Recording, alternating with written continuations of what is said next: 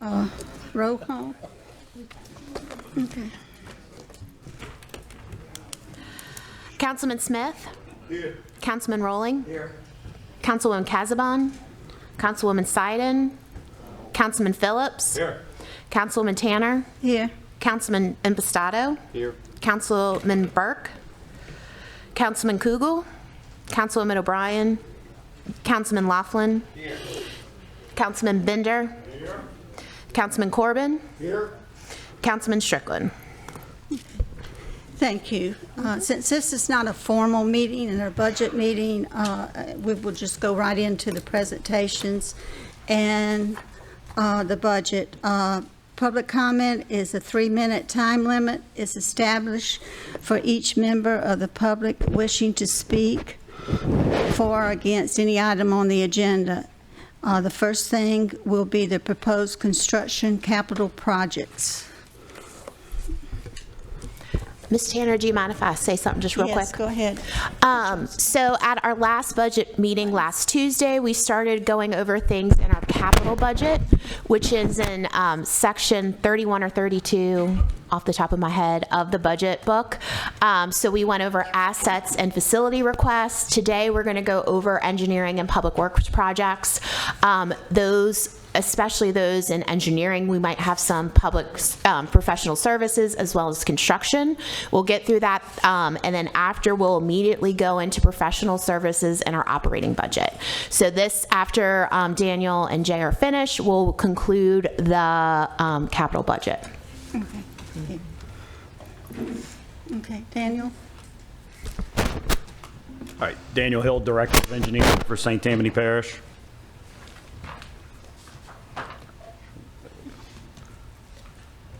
All right, this brief presentation is going to cover all the projects for in the Department of Engineering's capital budget request. Just a little bit of an overview. Department of Engineering is responsible for planning, design, delivery of parish road and drainage projects. I say that, I don't want to leave out my other group of engineers that work on it too. We also have a development division that oversees permitting and subdivisions. For the capital division, we got 2 groups, 17 and a half staff members. I say the half is me, because my other half is with the development group. And I'm not going to run through everybody on here, but we look at our capital group as having, our capital division as having 2 groups a part of it. We have a capital projects group, and then we have a support engineering group. You can look at support engineering's more of our complaint request driven group. So this is responding to needs of citizens when they call into the parish, whereas the capital projects group is responsible for managing these 175 plus projects that we have going on at any point in time in the parish. Just as a project management overview, I believe when I had sent that out to y'all in an email, we talked about developing kind of the first ever project manual on how projects are delivered in St. Tammany Parish. So we're kind of segmenting our projects into phases going forward. It allows us to talk about them a little more easily. So just generally, phase 1 projects are going to be feasibility. These are your drainage evaluations, road assessments, traffic studies, projects when you don't know what the solution is right away and you're investigating further. Phase 2, preliminary design, which is pretty straightforward. Phase 3, I would say, is my biggest pain as a department. Right-of-way permitting and agency approvals. This is getting everybody's blessing before we can proceed with a project. It is our longest time item in a project.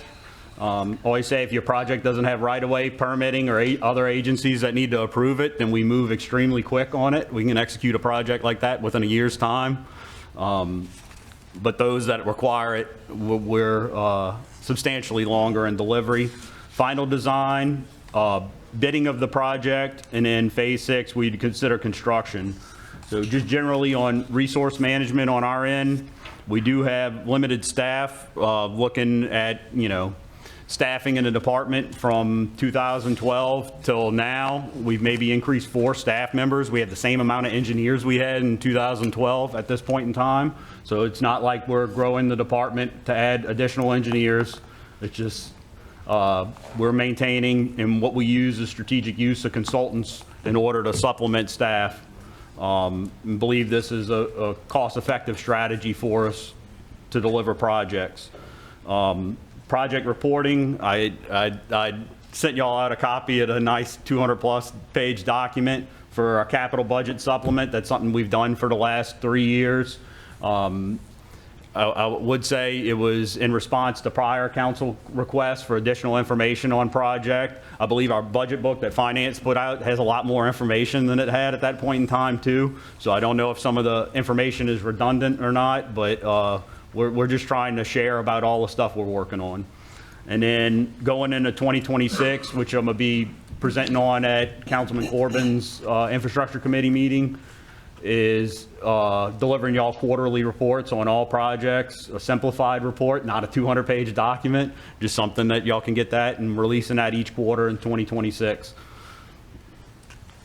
So getting into projects, one thing we look at is major roadway rehabilitations. These aren't the smaller roads that are typically handled by Department of Public Works. These are larger sections of road, usually exceeding $500,000 for an individual section. This year we have 7 projects totaling roughly $6.8 million proposed in the budget.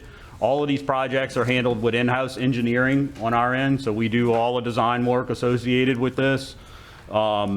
And I guess, would y'all like me to read through the list, or it's on the presentation? Yes, sir. Go ahead, Jeff. I'd be interested if you just would tell us where each of them are located. 'Cause Okay. Generally, I mean, Generally, if you have it by district, great. But if you don't have it by district, just generally which part of the we'll parish test is. my memory. I Okay. like the challenge. So let's see. Chris Kennedy Road is in Councilman Kugel's district, District 9. Damiano Road and Francis Road are in Councilwoman Casabon's District 3. Gladys Road, you're going to test me on this. It's either in Councilman Smith's district. I couldn't remember if it was District 1 or District 4. So it's Councilwoman Siden's District 4. North Forest Boulevard subdivision, that is Councilman Burke's district and District 8. Pine Ridge Road, oh, you stumped me. I can't remember the district. So let's see, do we? Not in District 7. I think that's District 11, Councilman Laughlin's district. And then Willie Garrett Road, which, well, maybe y'all are testing me. I should have put this in the presentation. Is that Martha's? This is Martha's district? This is Councilwoman Casabon's district, yes. So all of these monies are specifically for construction. So no other services will be needed for these projects. Okay. Just a second. Mr. Phillips. Just real quick, since you're giving an update, Sharp Road, can you just quickly update us on Sharp Road? We're working through Sharp Road. The gas company had to relocate some gas lines on it, which has slowed our construction on it, waiting for the gas utility to be moved out of the way, but we're still expecting construction completion by the end of the year. Okay, thank you. Mr. Corbin. Yeah, Daniel, these are all fairly big projects. Could you offer just a couple words on why you picked what's going on in these specifically? Because you called them out as the 7 big ones, you know. Yep. Like Chris Kennedy Road, why did that get picked? Is it in particular? Is it becoming more of a thoroughfare? It needs specific rebuilding. I did just not a lot, but just a little bit of why are these projects coming up to the top? It's general condition of the roadway.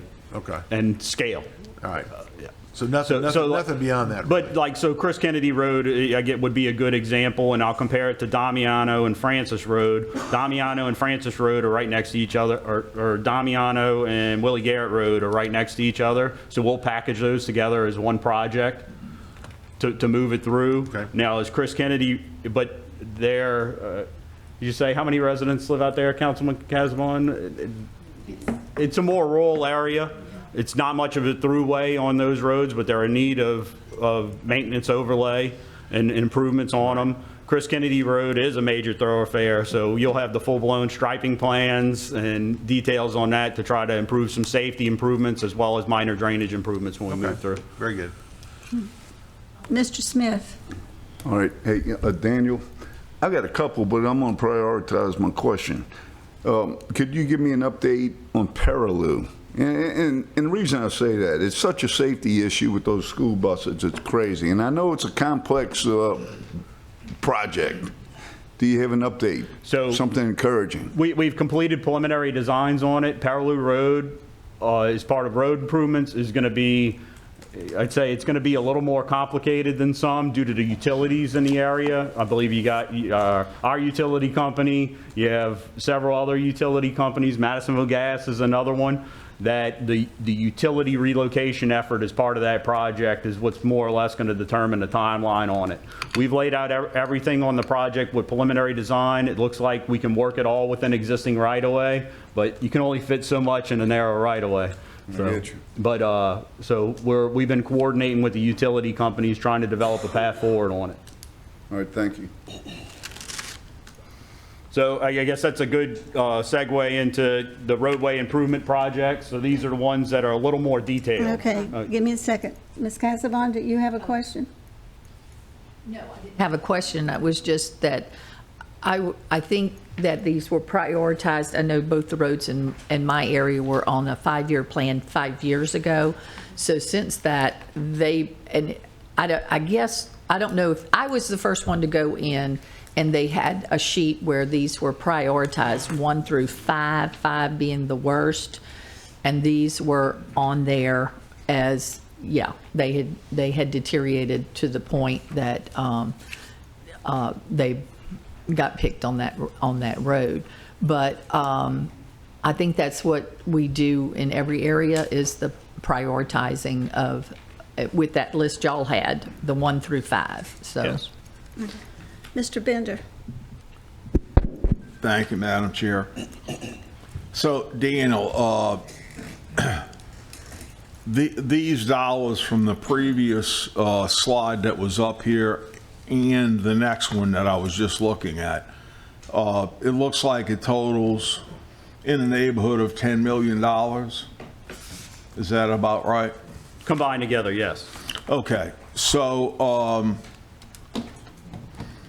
is this money from, as we've called it over the years, the parish president's road money, so to speak? You know, we've always had a pot for past parish presidents and this parish president, and each of the council districts get money too, okay? Is that where you're getting this money from? Yeah, these are all funded from Sales Tax District 3. Yeah, but specifically projects that are not in our districts coming out of our money. They're in our districts, but they're not coming out of our money. Yeah, in the budget book, they're identified as parish-wide projects, not as in the districts. I have to add too, if you don't mind, even though I don't see anything in District 12, okay, you've been doing a good job. Thank you. Seriously, my perception is that you do a good job, and I appreciate it. Well, appreciated. So can you change this list? No,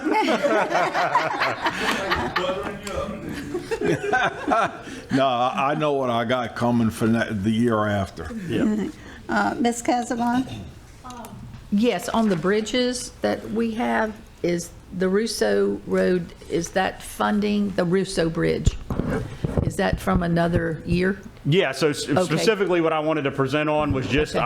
our what we're requesting for funding in 2026. Yeah, okay. So it is kind of we got a lot of projects going on in Right. the parish. So it gets very difficult. I always joke, if somebody wants to meet and talk about all projects, we can book an entire day and I can sit and go through with every one of them. So going forward on existing projects or projects that we have underway, kind of how we segmented this presentation into groups of projects, what my request would be to present an infrastructure committee on each group of type similar type of projects. So they're all always will be similar, and we can run through each of those, current statuses of those, and give updates on them. I think would be a great way.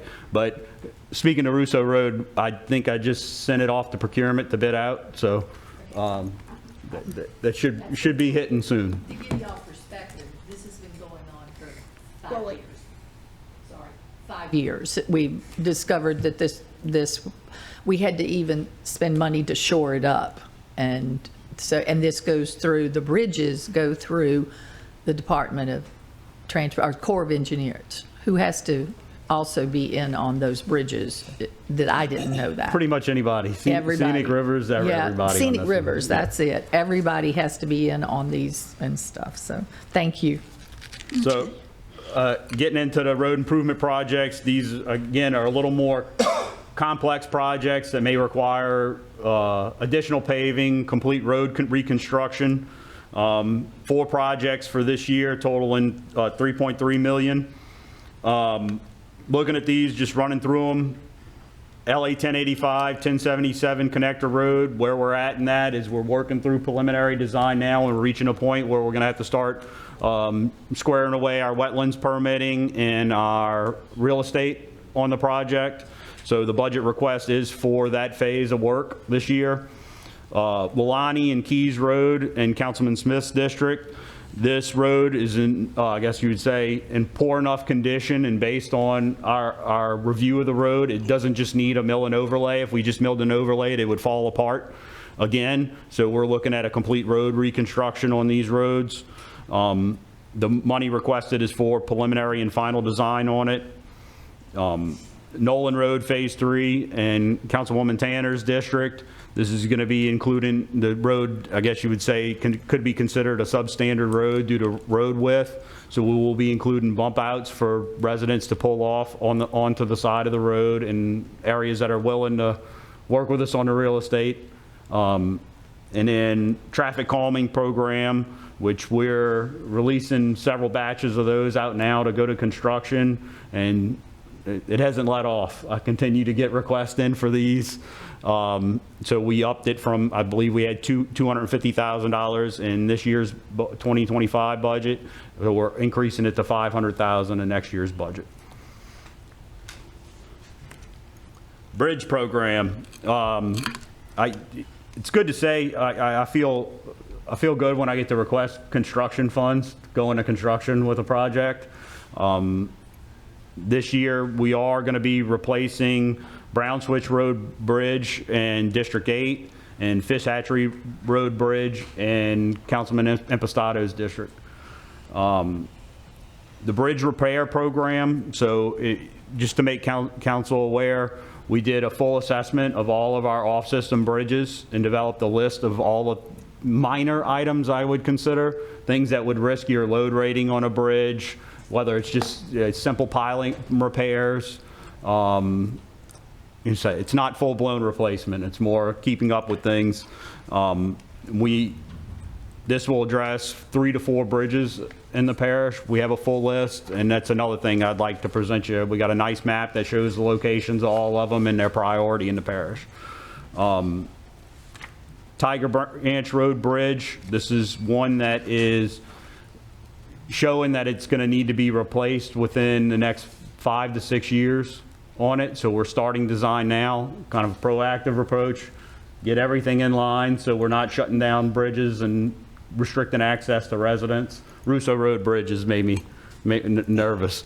It's one way in, one way out. And then we do have $300,000 for off-system bridge program. So if you're familiar with off-system bridge, the state comes out, they inspect some bridges, every 2 years for us. So we get our bridge fully inspected by them that are part of this program. We have 74 or 75 bridges that would classify as the off-system bridge program. But in order to stay in the program and potentially have the state come in and replace the bridge for us, we have to maintain certain items.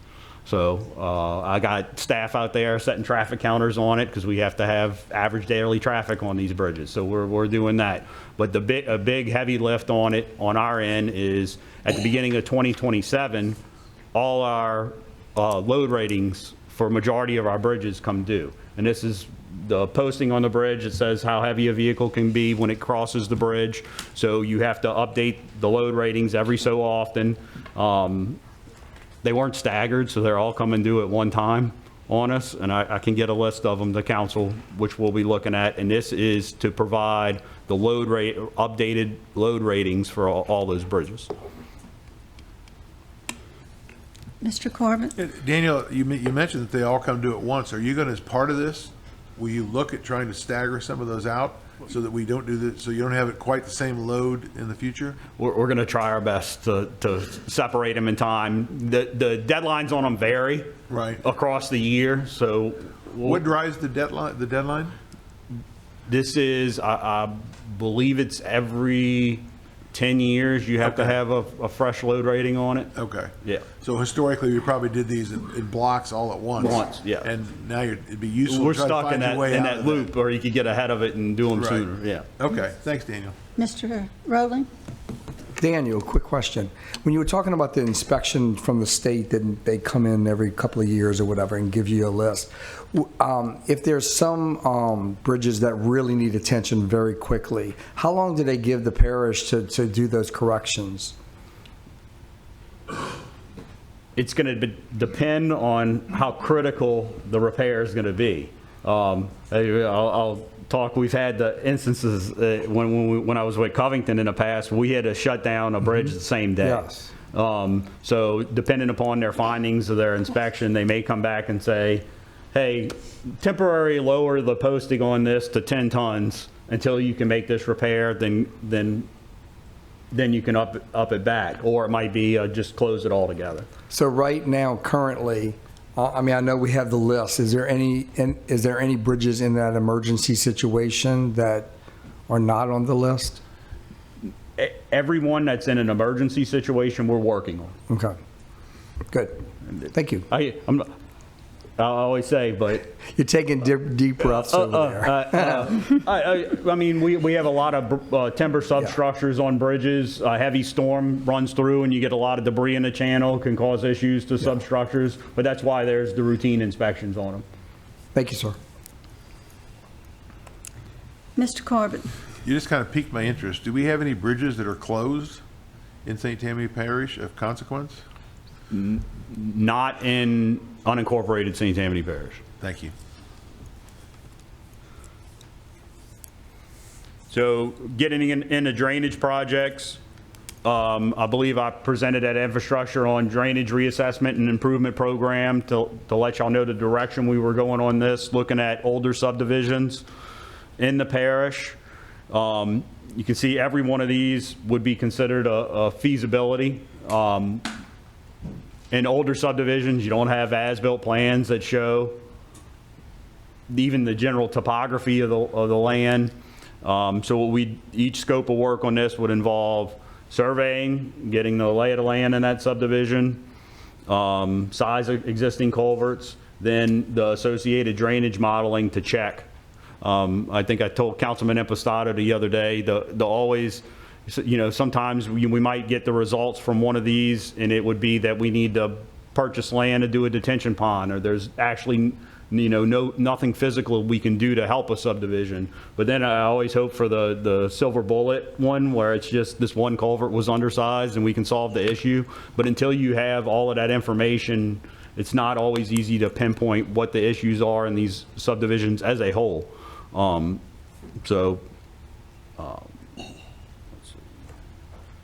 then finally, I guess I included it as last, the biggest budget request and capital projects for this year for us is the French Branch Pond expansion and Council District 8, $11.5 million for construction.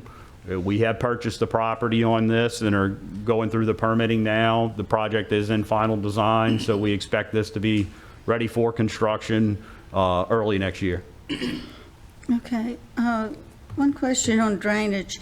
Can you tell me the number of projects that are waiting or the amount of money? Don't we have a lot of drainage projects that's been budgeted, but they're waiting to be done? Yeah, so I can't give you an exact number on them, Right. but we do have a pretty significant number of these that have already been looked at in similar fashion. Those results are coming in now, so well, I guess. We'll see that at infrastructure or something? 'Cause Yeah. I'm wondering, I was told that there's a lot of money that has been set aside for drainage projects, and I wasn't sure what the holdup was, why we're not going through them, or we just don't have the capability or enough people bidding on them, or what the. Oh, no, the contractors have been pretty eager to bid on drainage stuff these days. Okay. So it's not that we don't have that. It's, again, finding the right solution for the issues that these subdivisions are going with drainage. I guess, I use Councilman Impastato, Arundel. We're looking at drainage in Arundel. They're wrapping up that evaluation in that subdivision now. The improvements that would be needed to address are pretty substantial. It's not just hey, go swap out a couple of culverts and do it. So when we get the results of that, I guess it would, if it shows a positive impact to the subdivision, either it would work its way through the system in two ways. Either it would be a full-blown construction project, or say, results come in, we just need to replace every culvert in the subdivision and reset the grade. Something like that, where that could be something that we have a plan together of where everything needs to go at the end of that, and can relay that to the Department of Public Works. So when they're working in that area, they can start swapping out culverts and setting them to the appropriate grade to do it. So. Okay.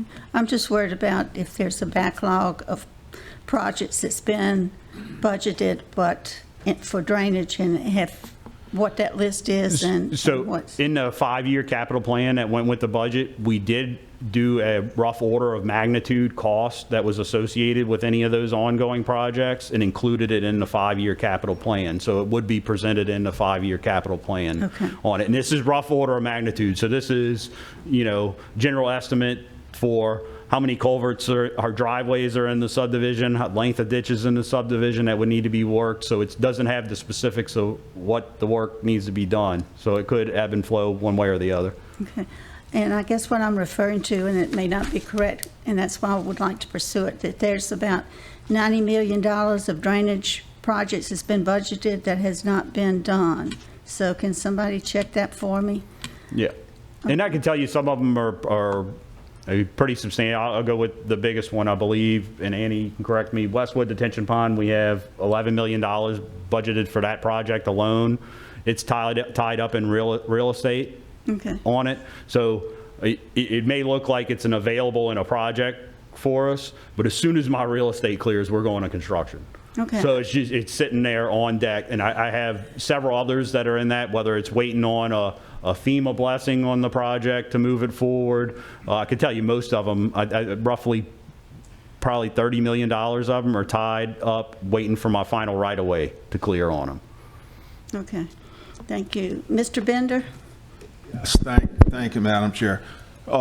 Daniel, for several years, I've been hearing from you about one of the older subdivisions in my district, and that's Spanish Trail Highlands, okay?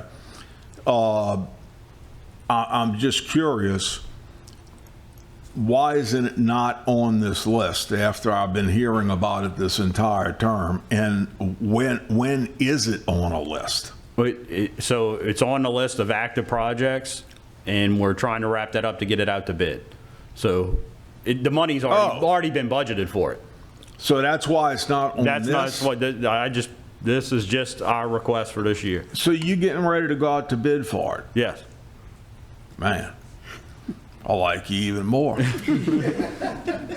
I got one other question. When I think of French Branch, and it's not in my district, but did you say that was in Councilman Burke's district? Yes. Okay, since neither he and Councilman Kugel are here right now, Are you talking about French Branch Estates off on Military Road? So I guess you would say that this project would impact 3 council districts. So it's Councilman Kugel, Councilman Burke, and Councilman Corbin. Right. So everything drains through theirs. French Branch does go through French Branch Estates. It originates, you say, where we're replacing the Brown Switch Road Bridge at, on Brown Switch, that's French Branch crossing there. Cuts through City of Slidell limits, goes under the interstate, that's where the pond's located, and then it drains out towards Military Road. Okay, and is this an extension of, when Councilman Canulet was here last term, is this an extension of that big retention pond back behind, well, now it's an Oshner Hospital, but it used to be North Shore Tenet Hospital?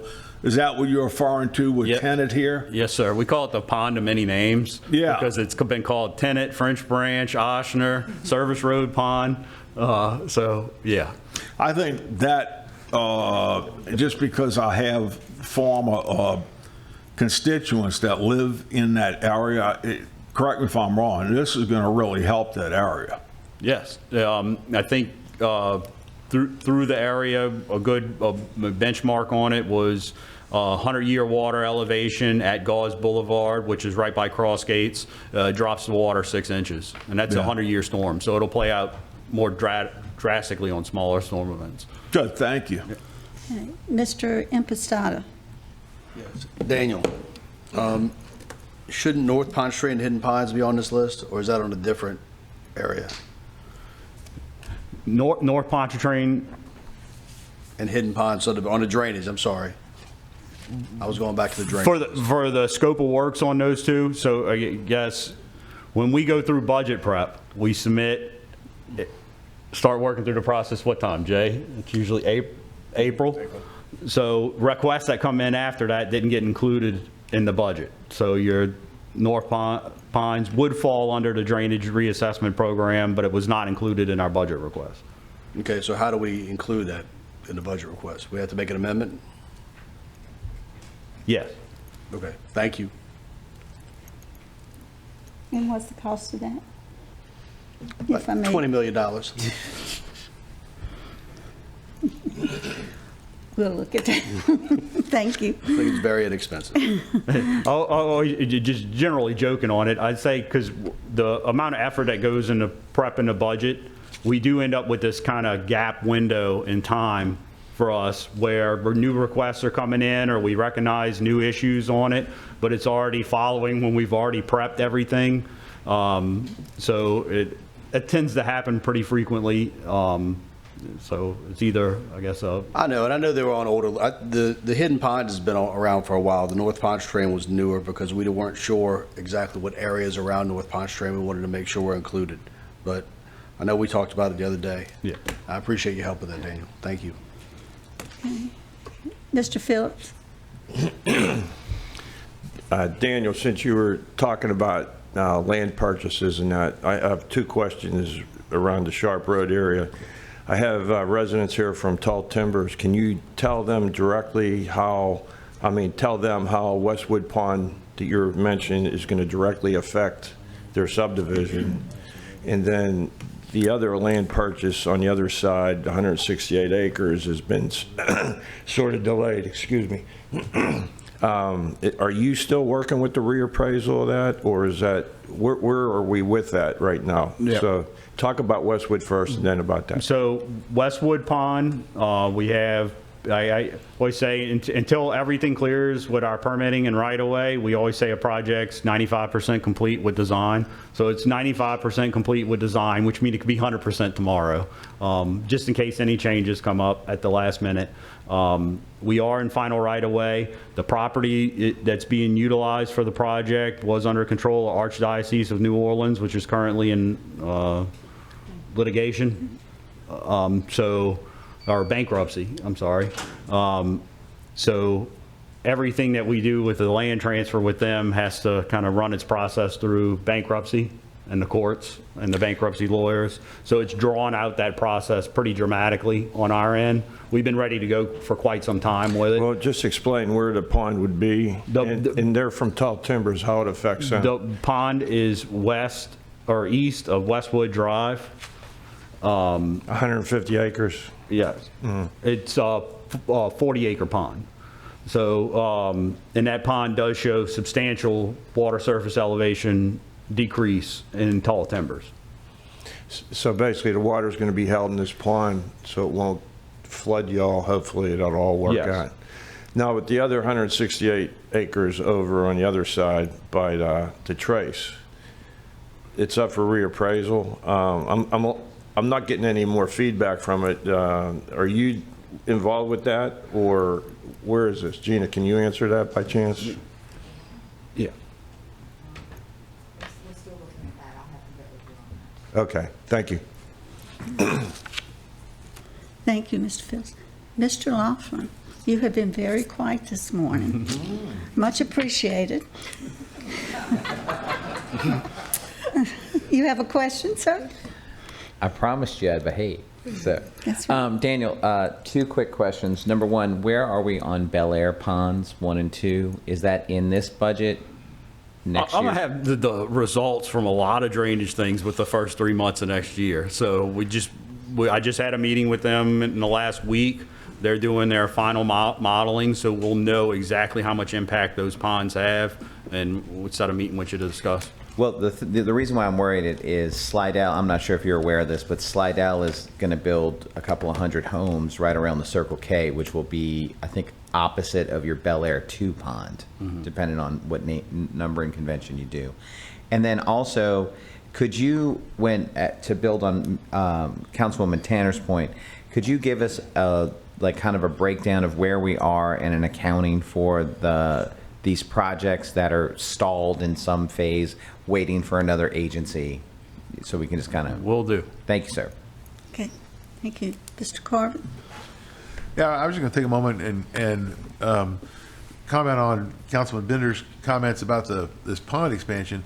This is a good example in my mind of where our engineering team and our public works team have worked together exceptionally well to take a global look at what's going on in a region and an area. In particular, Public Works has been working extensively over the last year in French Branch and Jerry French Branch Estates to work on the drainage side of this. And then that has had some credible, real benefits. It didn't have to go to a project with Daniel if they were able to go make improvements on systems that were already in place. But then when you go add this pond in on top of that, we should have some very credible improvement in that whole watershed area, leading all the way down to the Fritchie Marsh. So just want to thank both of you all for your teams work together very, very well, and it's very much appreciated and very much noticed. Thank you.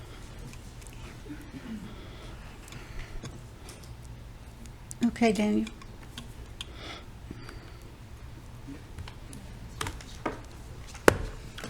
Daniel and I will switch spots here so I can hook up my computer and Okay. have a small presentation for you for Public Works.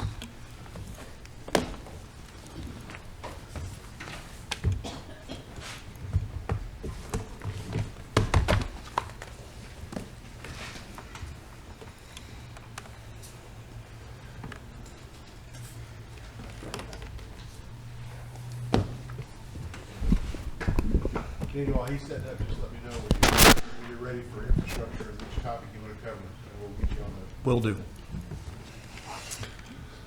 All right, are you all ready? You ready?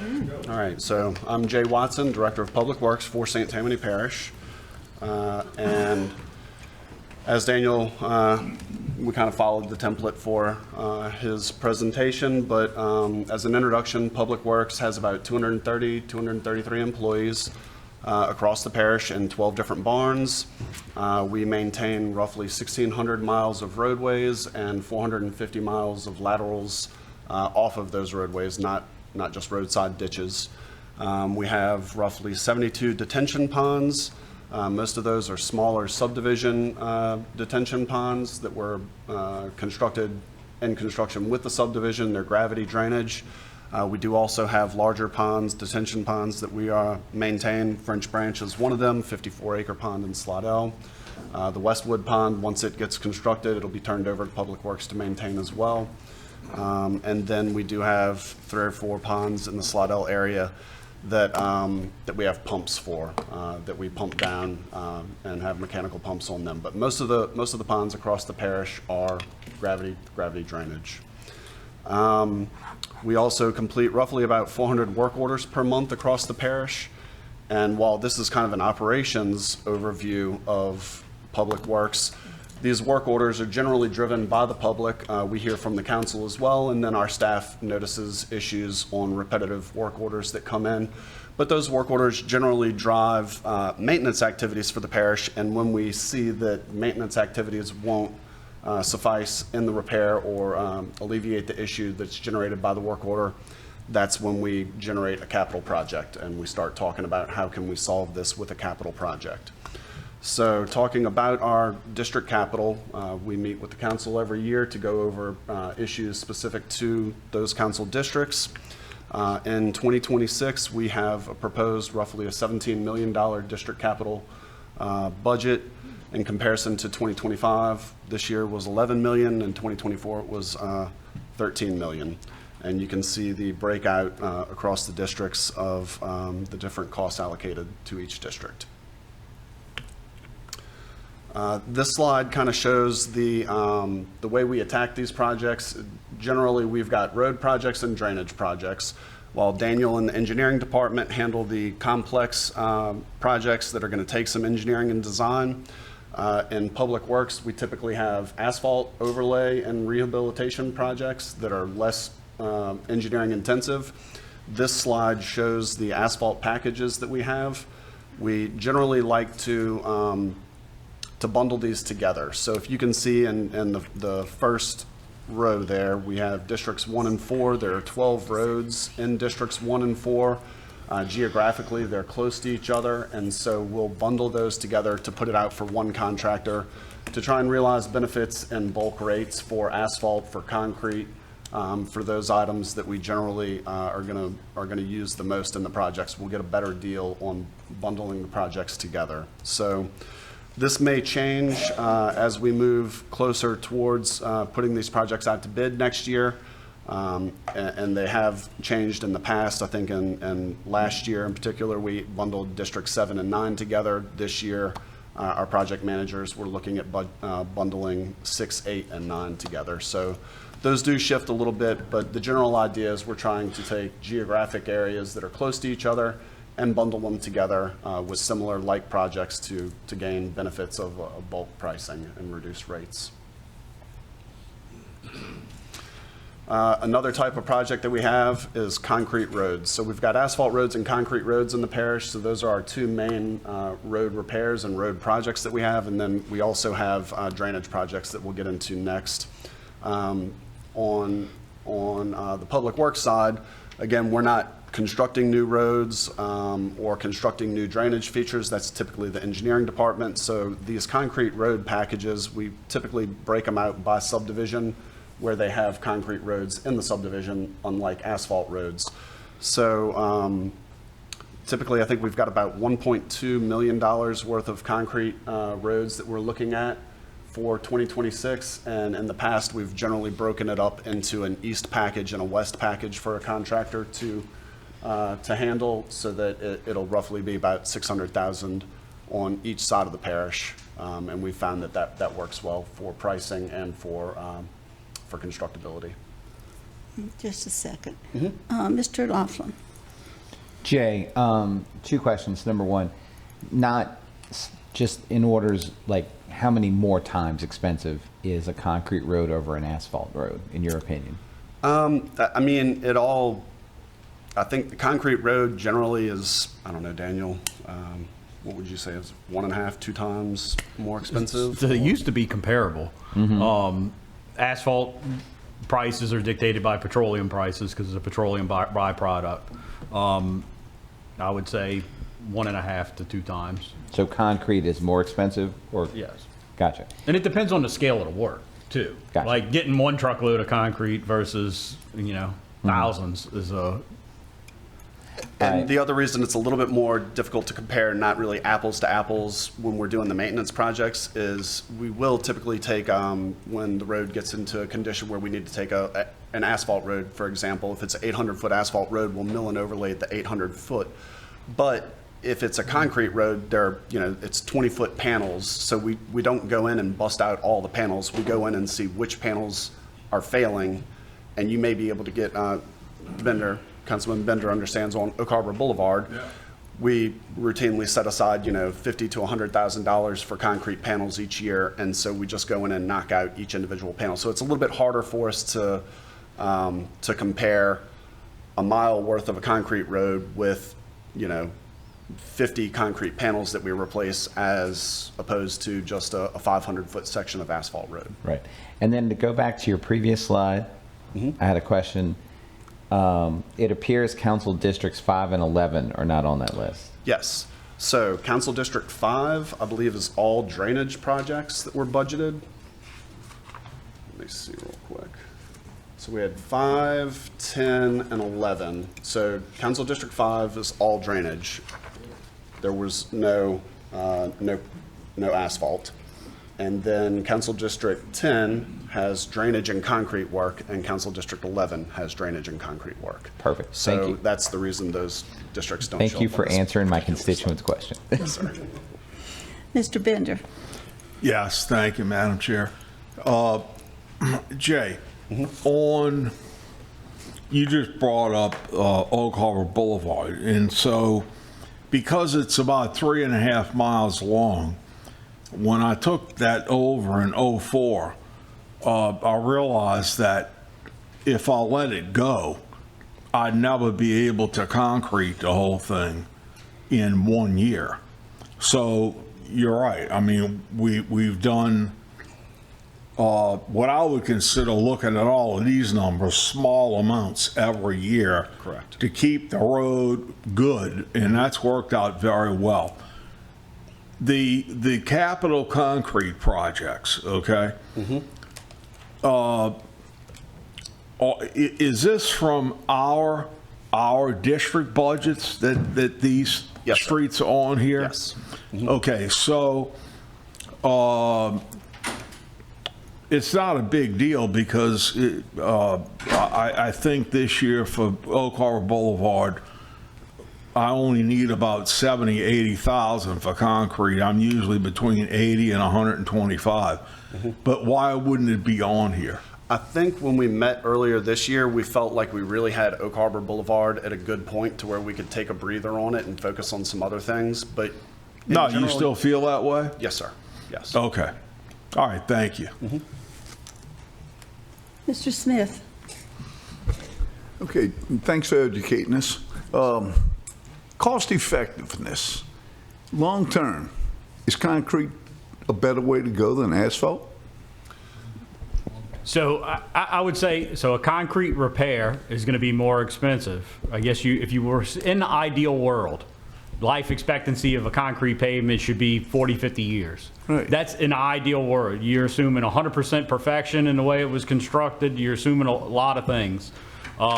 Asphalt, generally dependent upon the base condition of the roadway, you're looking at between 10 and 20 years before it needs to be resurfaced, not reconstructed, resurfaced. So I guess the level of maintenance on them is different.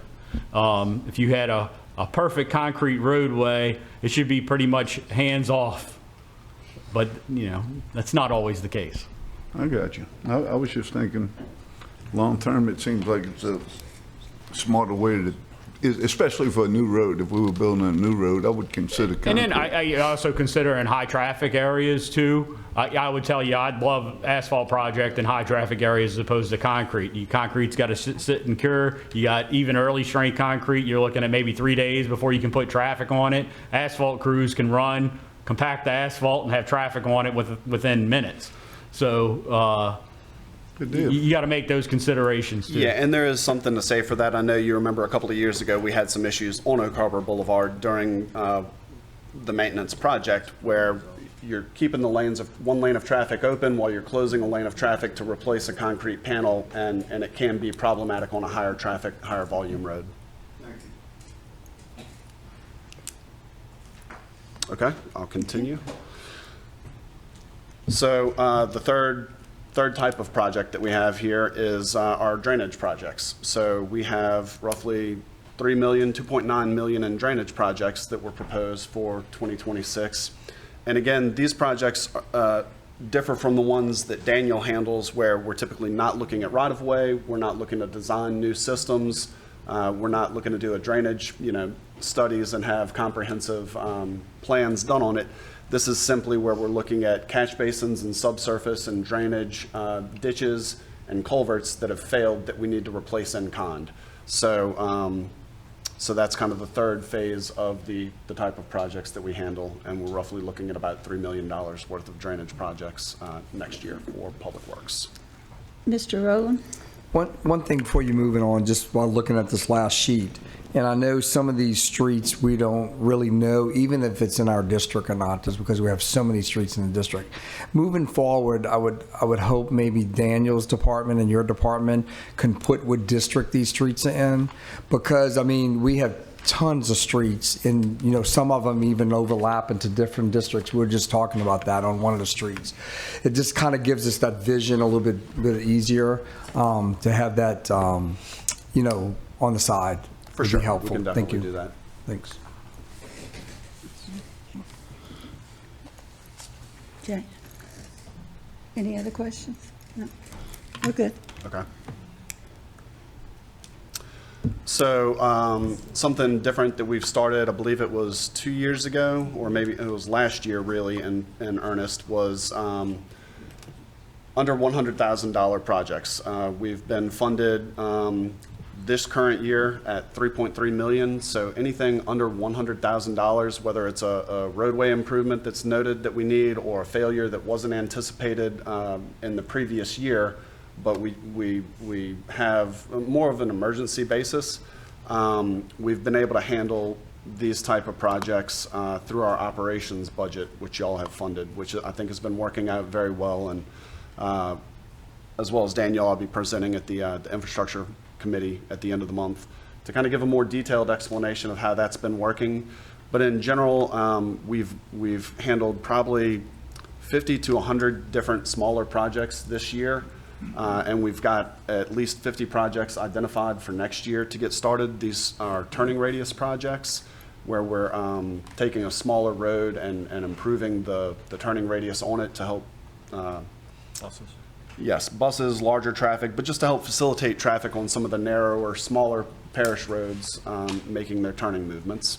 Also, concrete panel replacements, we have those come up frequently during the year, where we've identified the larger subdivisions that need concrete work, but there's also, stuff that comes up during the year, and we definitely add in those concrete, Councilman Bender, to your point, we didn't feel that there's a need to budget Oak Harbor Boulevard for large concrete panel replacement for next year. But if in fact something happens, the curbs get broken, stuff like that does happen throughout the year, we're able to handle concrete panel replacements through this operations money as well. And then smaller asphalt road maintenance and patching, where we have failures on the road that we need to get a contractor to go out there. And there's nothing that we can really bundle the type of work with other larger projects to realize savings, but we definitely need to get out there and do the work. And so that's where this non-capital money really provides a benefit for the parish. We also do drainage maintenance projects and shoulder and erosion repair projects with this money as well. Ms. Casavan? Yeah, I just wanted to note that, is this the part where the barns, we've been putting the 100,000 into the barns, has been most effective. Yes. And cost saving, because these are projects that y'all can do, the patching type things and doing a great job on it. So that is Yes, working phenomenally. So this is where y'all have budgeted 150,000 for road work and drainage work in each barn. So it's roughly 300,000 per barn to handle under $100,000 projects that just come up on an as-needed basis. Right. And before, it was really a big pain point when we would realize that there's subsurface drainage that's failed, there's a sinkhole in a yard due to subsurface or other issues where it's not easily identifiable on a yearly basis. A year out, typically it's hard to identify those things. So when those problems came up in the past, we would have to do a budget amendment, which was a 3 to 4 month process just to get the money in place to be able to go do Correct. the work. And it really slowed things down. So this has allowed us to purchase materials and be able to make repairs in-house. And then also on smaller projects that we can't handle in-house, we have the money to be able to put out a bid or a quote for a Correct. contractor to do this work. It's So working phenomenally in my area, so thank y'all. It really is. So thank y'all. I'm going to ask a question here. Let's talk about gravel roads. As you know, I probably have the most in my district. You do. I think we had talked briefly that you were going to identify those. If the roads has more than 5 residents, maybe they would be on a list to eventually pave. Are we kind of still looking at that? What is the plan, or do we need to meet on that, or what? Because I think the residents had been promised that those roads would eventually be. So off the top of my head, so I do recall we did have conversations about this. I have provided a list of, a prioritized list of the gravel roads that we have in the parish to the council. We have over 200 gravel roads. Now, a lot of them, it sounds like a lot, and it is a lot, but they're typically shorter gravel roads, glorified driveways, if you will. They don't have a high volume of traffic and a high number of residents on them, but they are gravel roads in our parish maintenance system. So we do have a handful of gravel roads that are in the district capital budget for next year. They're not the smaller gravel roads, they're the some of the larger gravel roads that were identified. Councilman Impastato, I want to say maybe there's a road or two in your district. Of course he has a road in his district. But Why would he not have a road in his district? But yes, we have provided a prioritized list of the roads, and So that is we can, yes. in this budget now that we're talking about, or it's going to be put, or we Well, don't the know? prioritized list is not in the budget, but we do have some gravel roads that were prioritized in 2026 to pave them. And then we have provided a list of prioritized roads that Public Works has evaluated on the criteria that you were talking about on residents and length and traffic and all of those considerations. Right, and I realized that years ago that driveways with one house on it was considered a parish road or put in the system, but I think if we can get some of these that has 5 or more houses, if you tell me they need to be a little bit up from that, whatever, but I'd like to see some of these, because I think I have the majority in my district. Yeah, and in the Parish Drive roads request, we do have Francis Drive, which is in Hillcrest. I believe so. Yeah, in Hillcrest. So we will be paving that long section of Okay. Francis Drive. Okay, thank you. Mr. Phillips? Since I got Public Works and Engineering, we've had several incidents down in Lazy River Estates, which comes down off of Three Rivers Road, goes down underneath the interstate. Tractor-trailer drivers think they can get to the interstate and enter the interstate down that way, which there's no access to it. It's the only entrance to Lazy River Estates, and it'll tie up the road down there that tractor trailers will get down there, they can't turn around and they fall in a ditch or whatever. So it's tied up, the roads probably 6, 7, 8 hours at a time. And one of the concerns I have is if there's a fire down there or if there's a ambulance needed down in that area, safety of property and life. Can we possibly, and I've asked this, I've sent emails on it, but we need to have either some way to stop the trucks from going down there or a turnaround before they get underneath the interstate, where they can get, once they get down there, they can't turn around to come back up. So I'll always say, Councilman Phillips, it's very frustrating. Like, we get this with the traffic calming as well.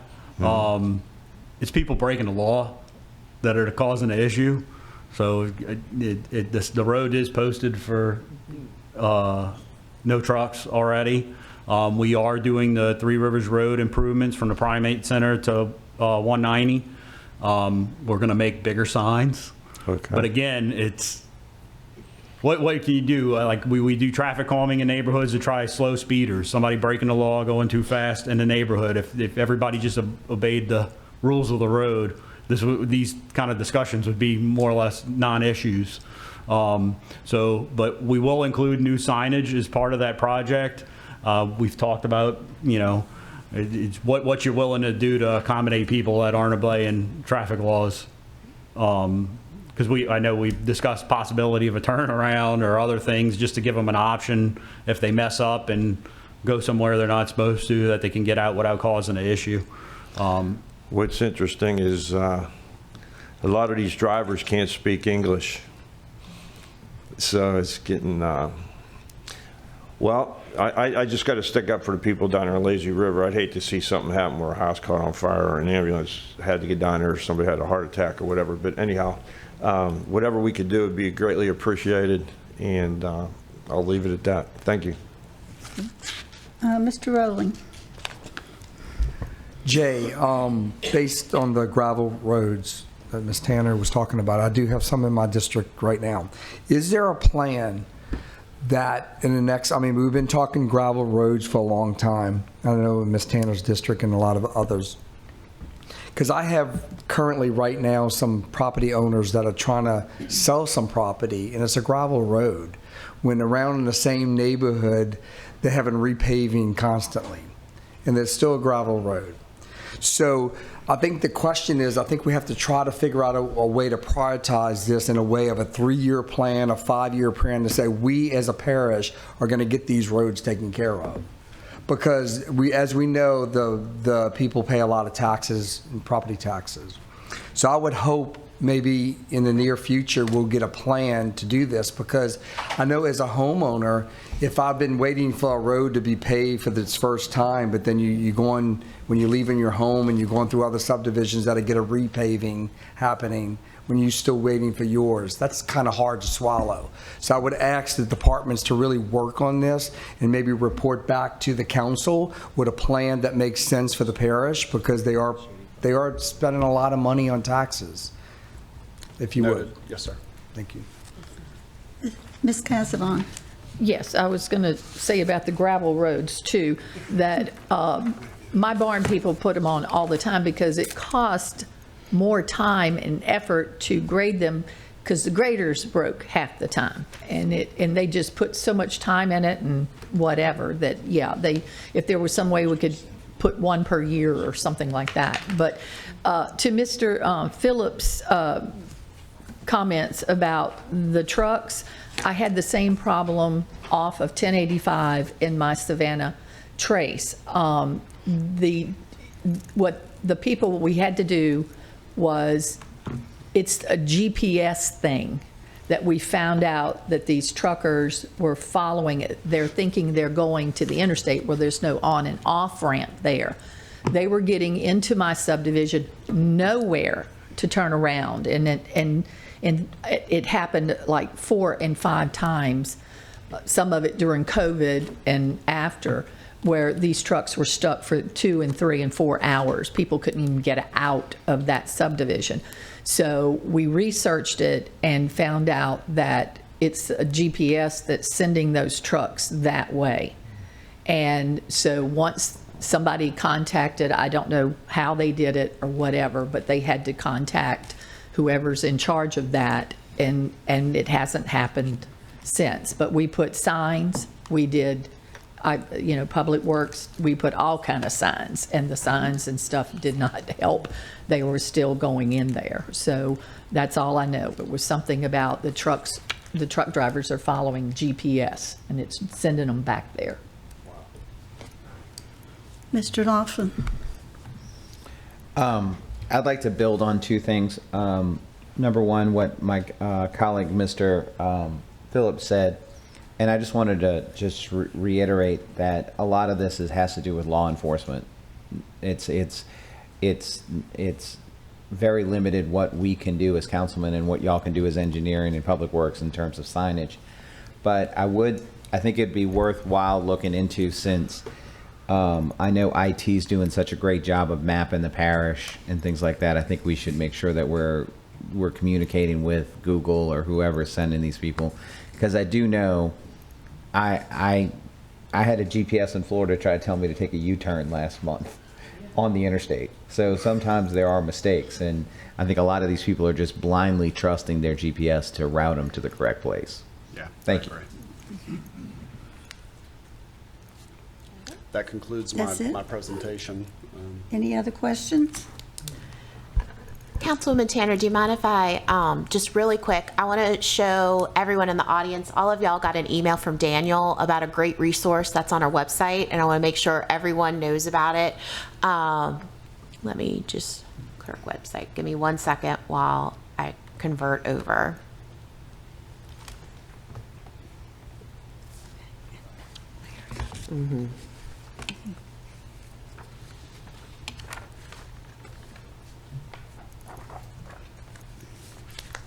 Okay, here we go. So this is the capital improvement plan for the roads. So this gives you a great idea if you look through it. That shows you if we're any of the projects, what we have budgeted in prior years, what we're budgeting for 2026, and then into the future. So if you have any questions about specific projects, this is a great place to go. Also, starting on page 23, there's actually a summary for each and every project. So if you have any questions about particular projects, this is a great resource. I just wanted to make sure everyone knew about it, because I know your department put a lot of time and effort into it, and this document does answer a lot of our questions. So appreciate it, Daniel. Okay. Mr. Rowley? I'm sorry. Thank you. One last thing, Jay, really quick.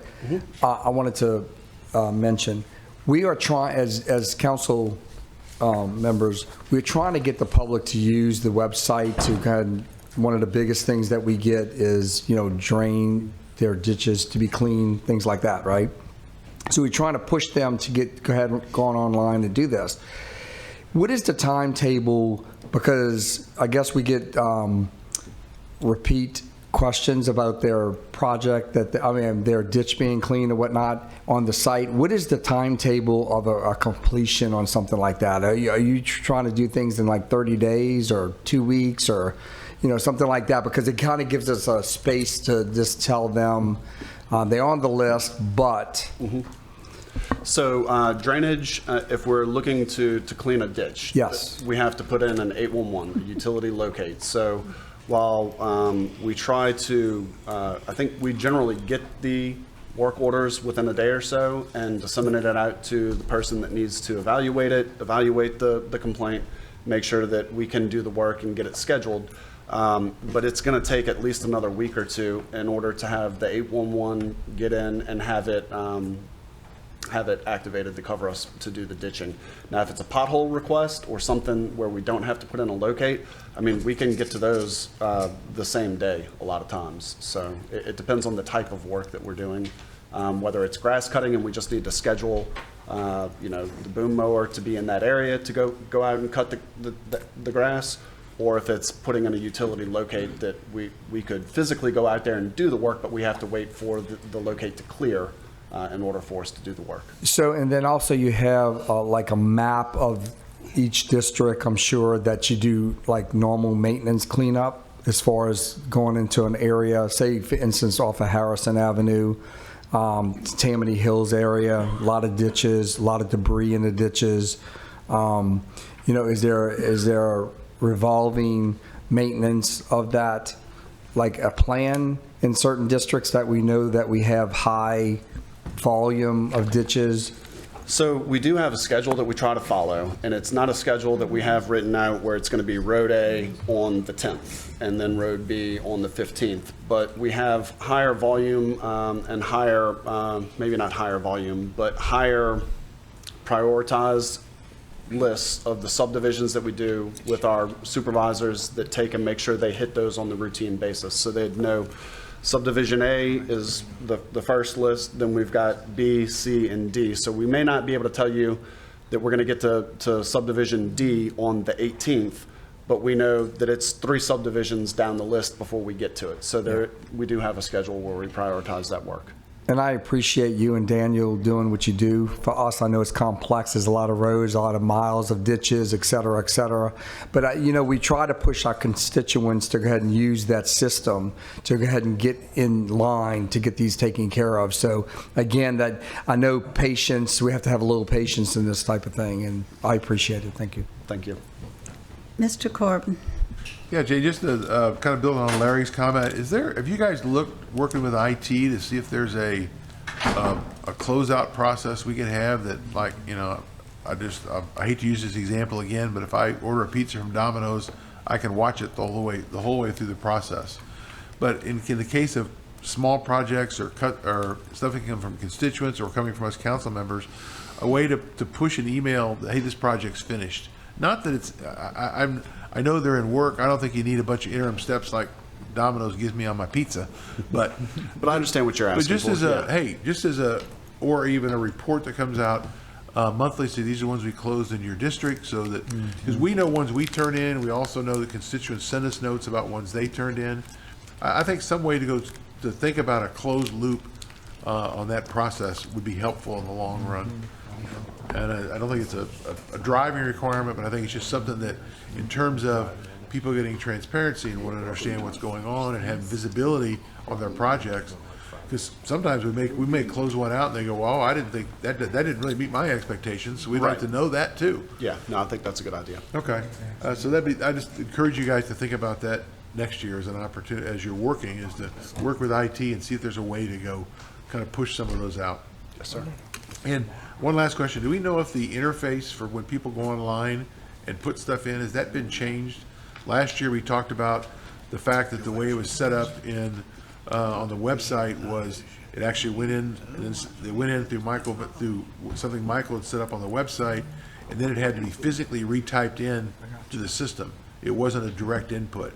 Do you know if that's been done? I can check on that. I'm not sure off the top of my head right now. Grant, do you know? You remember last year, Grant, we talked about when you go in and if a constituent goes in and wants to put something in for a public works project, the interface on the Facebook page, on the web page for the parish, is not really a direct input. It goes in and then it has to be retyped by somebody. Yeah. Have we done anything with that yet? We have not. There's a service request module inside of Munis that we could connect to the work orders. That is something we'd have to, it'd be a major project, but we could definitely get that done. I think that might help you solve help get you on the direction towards what I'm talking about, is then, because then you'll have all that information to be able to push it back out. So anyway, I think that'd be something for you guys to consider working on, is to have that be a direct input. There's no reason to waste the time, even that a small amount of time of somebody retyping information that's already been put in. And I think that if you remember, one of the issues was when I put one in for a constituent, you had to put 2 email addresses in.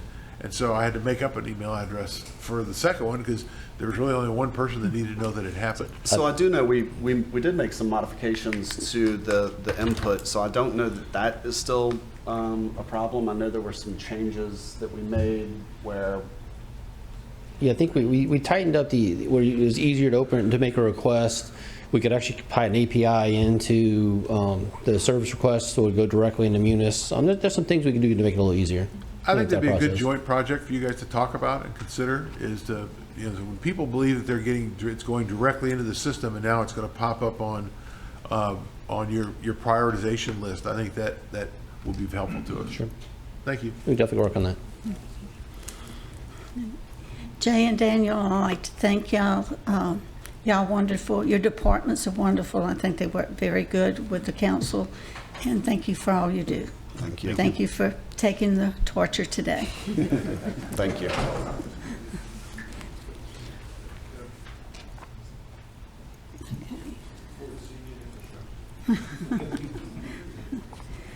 We have some people in the audience that would like to speak on some, I think they're sewer problems. I appreciate y'all wading through this ordeal but now you know everything there is to know about road and drainage, right? Okay. But I've always heard that cement was better than concrete. Okay, Mr. Michael Henderson. If I could yield to my neighbor, my very good neighbor who has to go to a Bible study meeting. Oh, okay. She's running late, so I would let Virginia take the lead on it. Is that all right? Okay, yes. Thank you so much, Madam Chair. Please state your name and address. Sure. Okay. Good morning, everyone. My name is Virginia Stroke. I live at 67162 Locke Street in Tall Timbers. Thank you, Madam Chair and other council members, for allowing me to speak today. So my husband and I moved to Tall Timbers in the summer of 2021 on the tail end of COVID. There wasn't a lot on the market. We moved here from Florida, although I am a native Nolens girl. And I just wanted to bring up the issue of the water treatment facility behind our home, which emits a horrific stench 24/7 every day of the year. I am shocked. I am appalled that this has been going on for so long. I want to invite each one of you, council members, to come to our home and have a whiff of Jif, because it's disgraceful. I cannot believe this has been going on for so long. Apparently, it's been going on for over 20 years.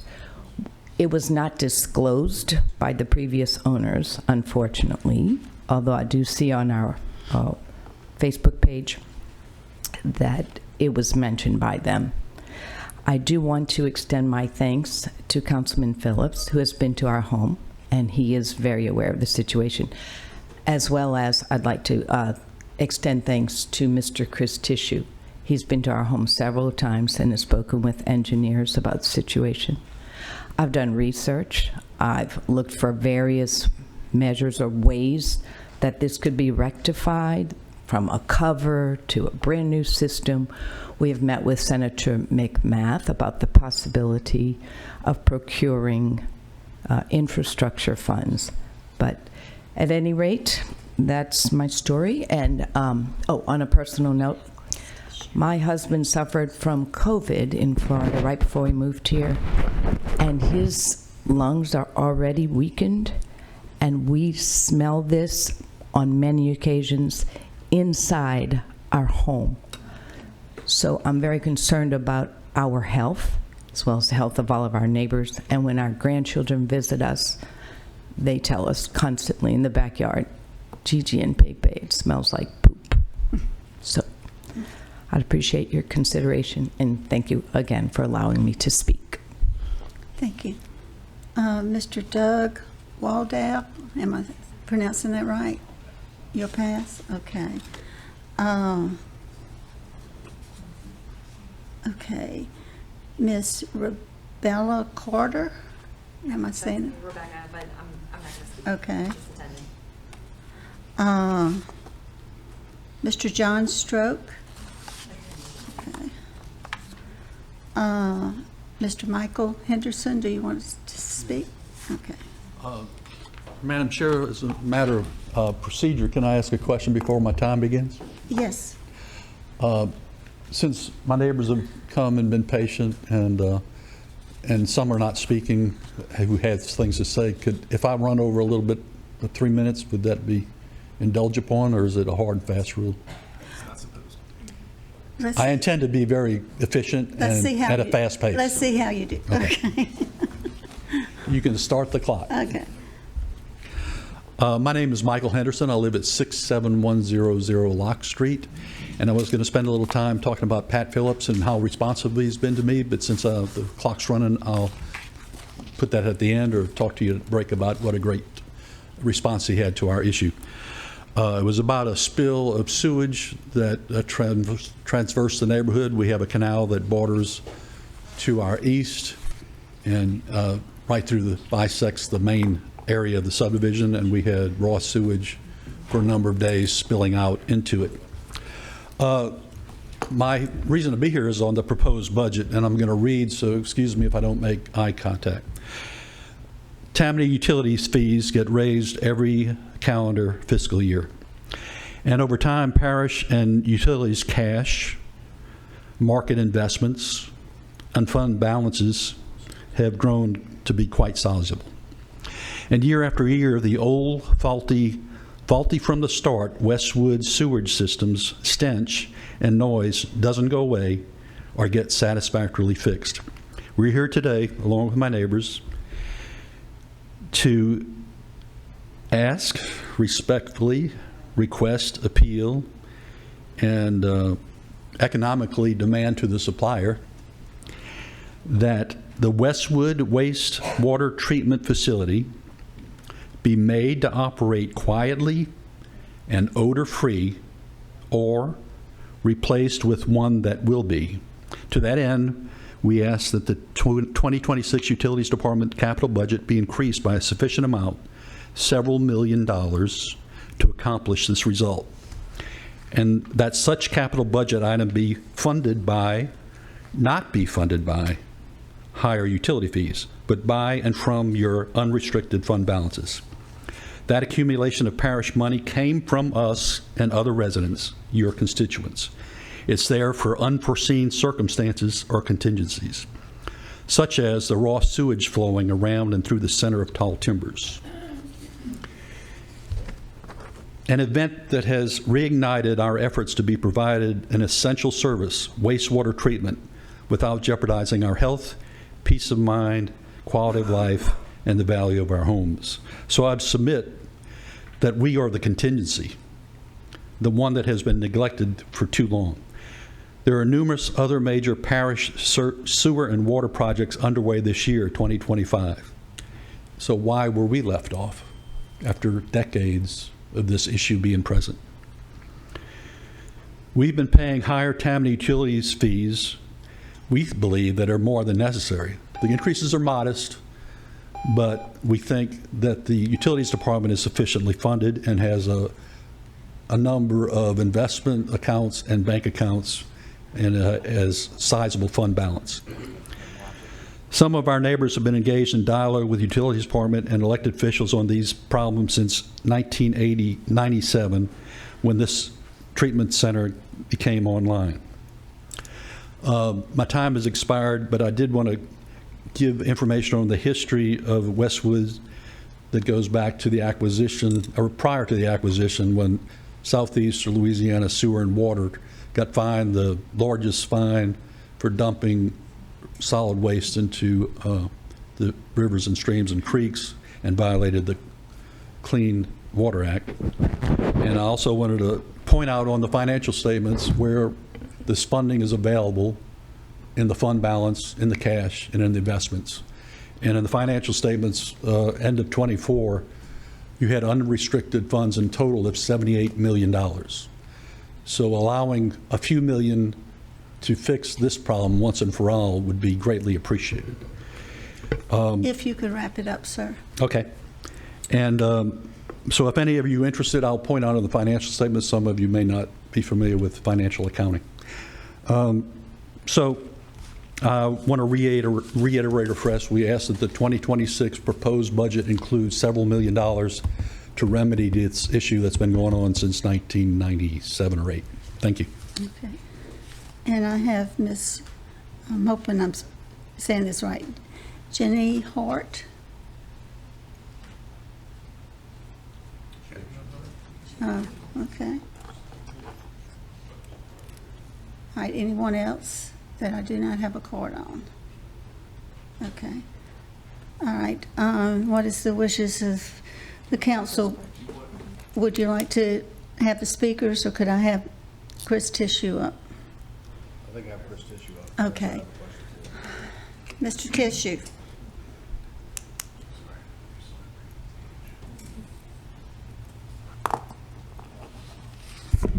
Good morning. Good morning. I guess I'd like to clarify some of the things that were stated first for just so we're all clear. We're talking about a wastewater treatment plant. Water treatment was mentioned, but it is a wastewater treatment plant that is between Tall Timbers and Westwood subdivision. And they do have recurring smell issues, but it's something we've been working towards. The past couple of years, we spent about $300,000 to replace all the blowers out there with sound attenuated blower enclosures. They're high-end blowers. They also increase the efficiency of the plant and the quality of water and treatment we're able to provide. In regards to the sewer spill that did occur, I think Sunday morning, Sunday, Monday, we learned that we had a sewer spill behind the homes along the ditch. We immediately went out there and cleaned it up when we found out about it. We've had trucks out there all week cleaning it up. We've disinfected the area, and it's been recorded to DEQ, and we've conformed to all of our permit requirements with that. Yeah, the sewer spills are something that are unfortunate, but they do happen. It's a mechanical system.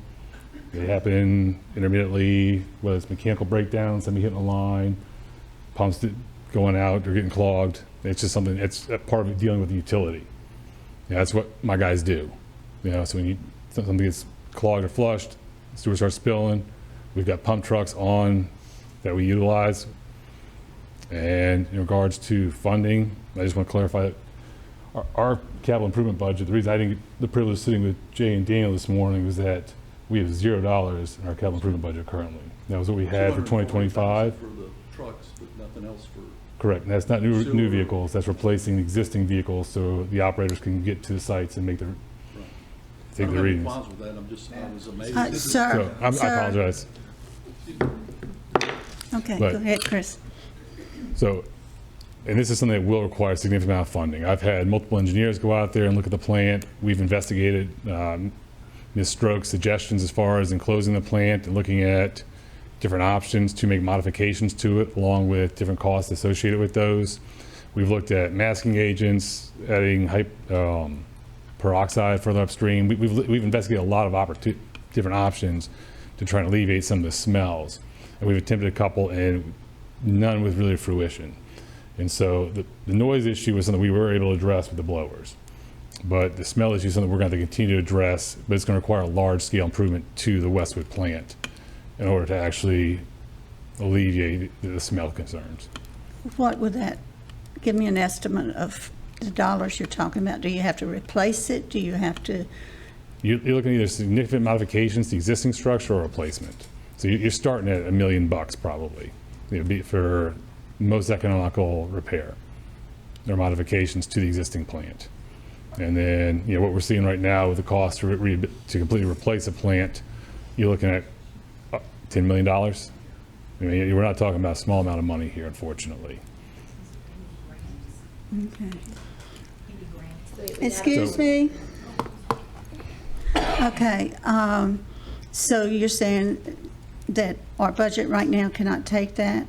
And are you looking at other ways? I mean, I'm going to let the council speak, and see what they say, but Mr. Laughlin. Thank you. A couple questions. So this is our system, and it probably needs to be replaced, in your opinion? I don't believe it needs to be replaced. Okay. I do believe it does need some improvements and some major maintenance to it. All right. Also, one of the things was they were quoted with the rate increase. I don't believe we've authorized a rate increase. Have we?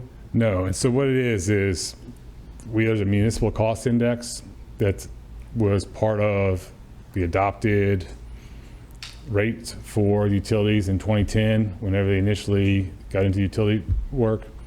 And so each year, depending on what the MCI is, the municipality cost index, the rates will increase. And it's usually anywhere between 0.5% up to 4%, but the average increase is anywhere from 0.5% to about 1.5%, except for following COVID.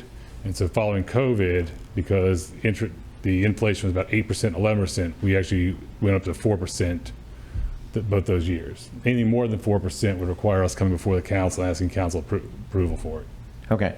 And then the other question is, and I'm going to ask this of you, Chris, and and Annie, if you wouldn't mind. Do we have any discretionary money available to put towards this project for this year? We do not. I wish we did. We've got projects like this across the parish that need TLC. I mean, that need some work put into them. I've got them in most of your districts. This is not a uncommon issue where I've got smell complaints or plants that need work. Right now we're working on safety and compliance issues. So our priorities are addressing safe sites, making sure guys can go and access and do the work they're supposed to do, and the plants don't fall in themselves, as well as compliance where we have issues with equipment going out or design flaws that need to be overhauled and redone. Most of the grant funding we've gotten is through the water sector. We've been very good getting grant money where we can. You know, we're doing almost we're over $100 million in projects in the past 4 years. We have a large percentage of that coming from grant funding. I mean, very little of that has actually come out of the utilities budget. Gotcha. So we've been able to do a lot with a little. Andy, can you confirm what Chris is saying?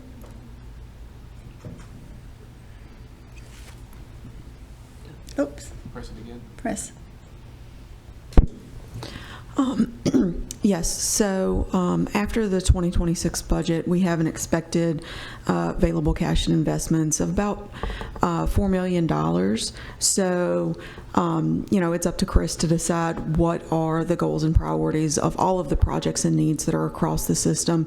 And we have to look at public safety and personnel safety before we look at other needs to the system. So, you know, he has to look at what are all the operational coverages that are needed. So we do have some available funds, but not nearly enough to cover all the needs that are there. All right, so could we put this on our list of grants to apply for type thing? Yes, sir. If we see an applicable grant for any of the projects or any facilities we have, we submit applications for them. Perfect. Thank you, Madam Chair. Mr. Impostata. Yeah. Is this similar to the situation like behind Forest Brook? Yes, sir. A bigger facility, not just a lift station? Correct. This is a much larger facility, and this one's actually probably a little bit more in need of repair work and structural components than that lift station is. But is the answer for the smell to have a structure around it and scrubbers? Is that what you were explaining to me before? Right. So for a lift station, you can do that, but then for like a wastewater treatment plant, it's different because you have a much larger concentration of hydrogen sulfide gas that's being emitted. So you have to have a significant amount of safety precautions with it because you're containing it as you enclose it. And so you're kind of capturing it there. And there's a lot of modifications that would need to be made, both to protect the residents in the surrounding areas as well as people that are operating it. Because it is a miserable situation for people to live around. No, I understand that. You know, and I spoke with the residents earlier today. We've got over 300 lift stations, many in people's front yards. You know, dealing with smell complaints and issues like that is something we deal with on a daily basis. But do all of them have like I guess it would be called an overflow, where sometimes the discharge will go out into a ditch? Is every lift station designed that way? No, most of them are not like that. In fact, I would say 99% of them are not like that. But those would probably be the ones that are going to have more of an issue with smell, I would guess. Does that make sense? Potentially, it's typically more on large ones. It's ones where they had habitual issues. DEQ's been out there, and we've worked with the state in regards to that to kind of, and when you do have those, it typically goes to a contained area to where we can get in there and clean it up. Is this something we can use environmental services money for? Yes, you could. You would have to authorize it by council through an amendment, but yes, you could. What kind of fund balance do we have in that? I want to say it's $2 million. Hold on.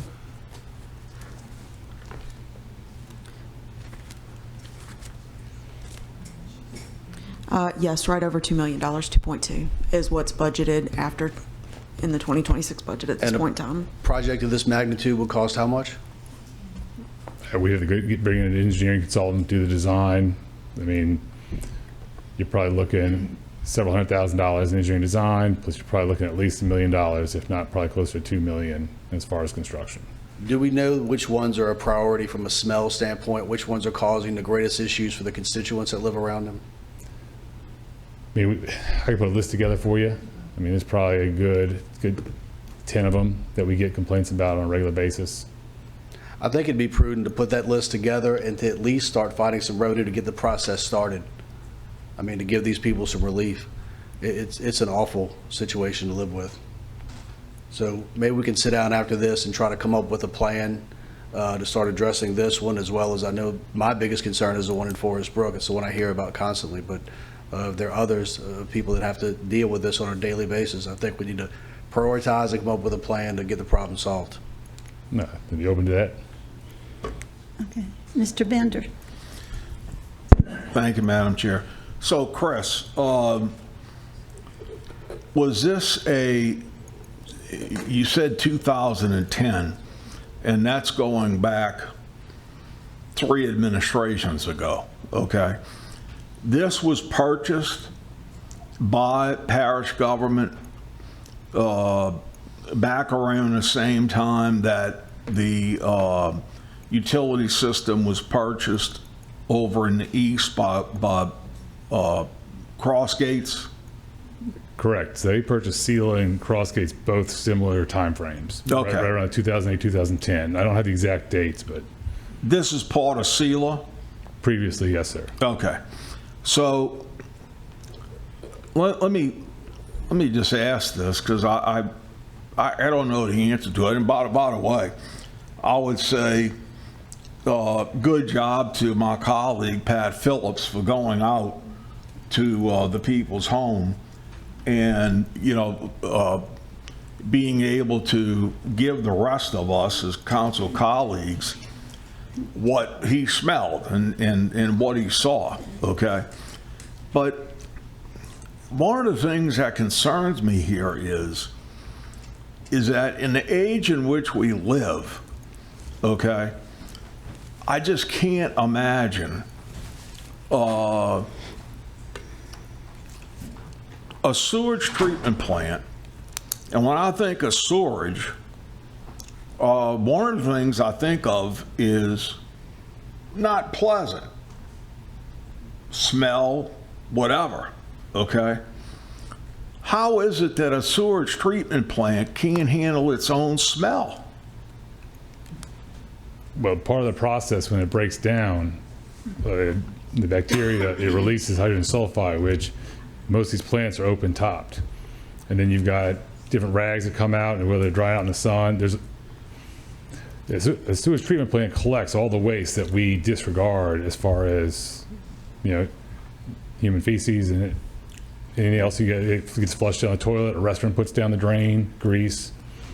I understand, but you said there's an open top.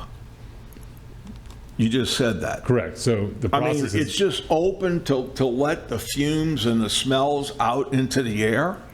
Well, it's open top because it's an aerobic process. It requires oxygen and air for the bacteria to be able to process and treat the water. It's part of the design process. It's a separate process if you enclose it. It goes to an anaerobic process, or if you use aerobic, you have to inject air. So you look at additional equipment, additional processes that have to be incorporated into it. Okay, and that's where I was going. I'm not an engineer like you. From my experiences with you, Chris, you're on top of things. And I know we all appreciate that, okay? You can't just snap your fingers and make something go away. That doesn't cost money. But why couldn't a top be put on this and the oxygen infused through the system? Because you're still going to capture all this gas underneath that top. And so it becomes a combustible when you accumulate a significant amount of gas there. So you're also looking, you could construct that. That was something that we've looked at and investigated. But even the plant itself is not designed to support a top structurally being welded to it and the equipment on it. So in order to even put a top on there, you've got to make major modifications, both structurally and mechanically, to the existing facility. All right, let me ask you this one last question.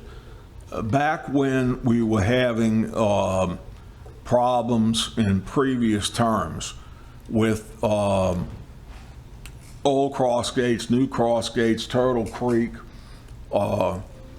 with problems other than smell, and this was on President Cooper's first term, okay? We brought in a consulting firm. He chose the consulting firm, and they were very, very good. Owens and White. Okay, you familiar with that? With them coming out? They pointed out a number of things that was wrong with our system that we needed to take care of, okay? is it worthwhile bringing a consultant like Owens and White in? And, I mean, because I recall they handle a tremendous amount of water and sewage treatment systems. And they sent their VP out here to handle recommendations. Have you discussed that with the administration? Not specific for this plant. We've got other plants that are in worse shape, and we do have consultants that we're having that work done on some of our plants that are structurally at risk. And so, we've got a plant on Highway 22 right now that we can't put guys on top of for fear of the walls caving in, but it's an online plant that services a large area. And so that's one right now. We've brought an engineering consultant in to look at ways to make modifications to that plant to structurally secure it and then allow us to be able to get in there, clean it, and make the modifications we need to improve it and extend its service life. And that engineering consultant has a strong background in water and sewage treatment? Yes, sir.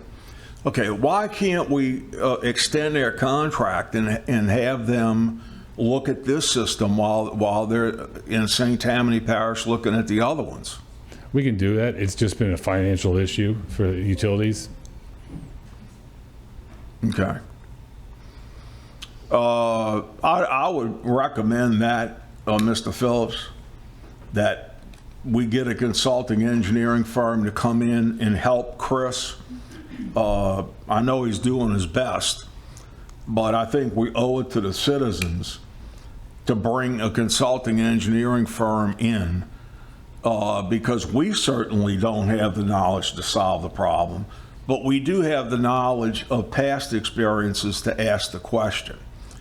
So that's my recommendation, Chris, that I think we should bring an engineering consultant in. Thank you, Madam Chair.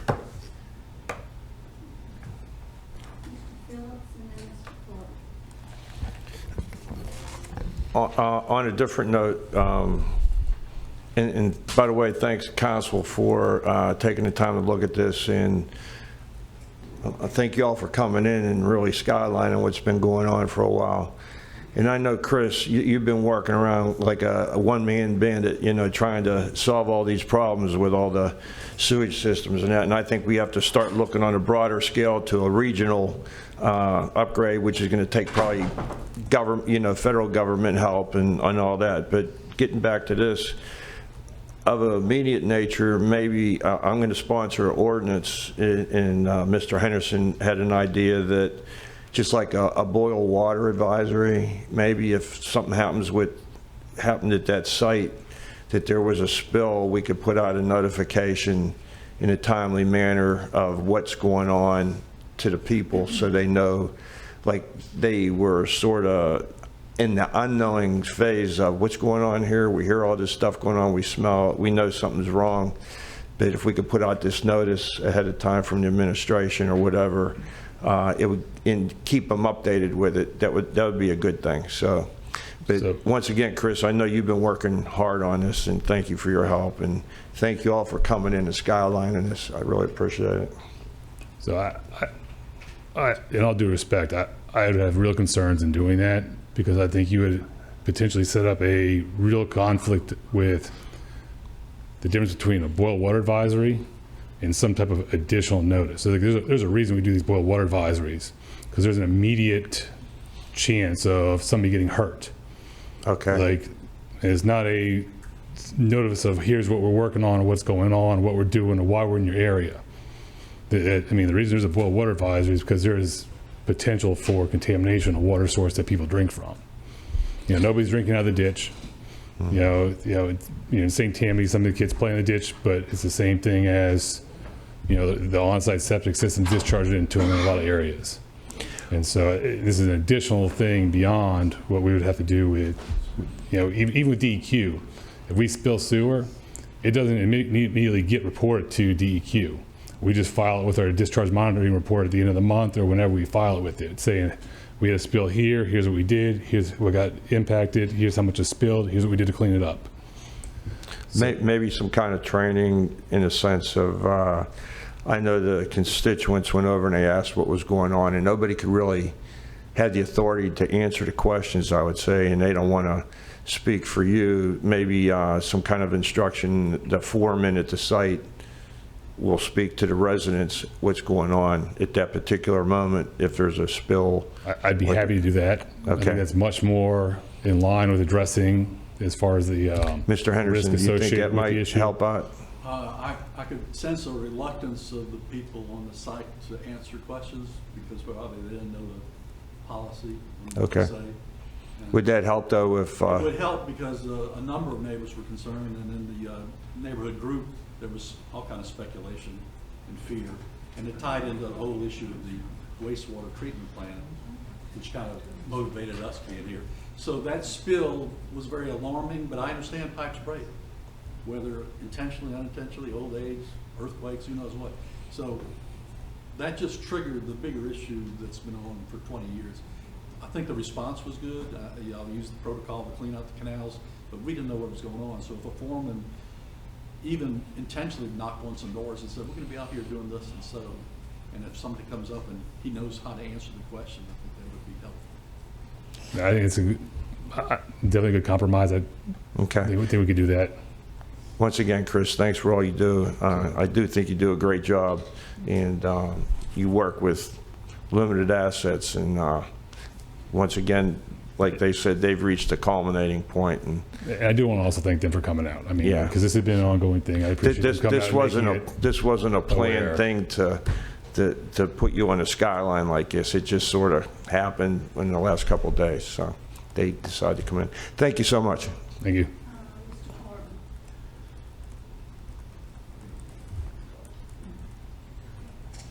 Thank you. Chris, you know, I've obviously toured many of these systems with you and looked at them in different parts of the parish, mostly on the east side. Is most any system we've looked at that processes sewage is open air. Is there something, just without going into a whole bunch of technical details, is there something unique about this system, proximity to homes, you know, or something that's causing it to be more of an issue than other ones across the parish? Yes, sir. So it'd be a proximity, essentially. Okay. You know, like the homes are not far from the wastewater treatment plant. We've got similar smell issues that we've got coming off of West St. Tammany because we've got homes that in a close proximity. Whereas like in Castine wastewater treatment plant, we don't get many complaints from that, but that one's all set away from development. Okay. So should that, have you, maybe we should forward a requirement to our planning and development team that about locating these in future developments, if that requirement doesn't already exist, to make sure it has a certain proximity distance and a buffer around those kind of systems? No, I know whenever we've looked at sites for future plants or, you know, expansion, when we decide which plants to invest in to expand, it's predominantly areas where we do have space and we're not going to make matters worse, essentially. Okay. Like, this Westwood's not one that I would look to do any sort of expansion at. Okay. All right. Thanks, Chris.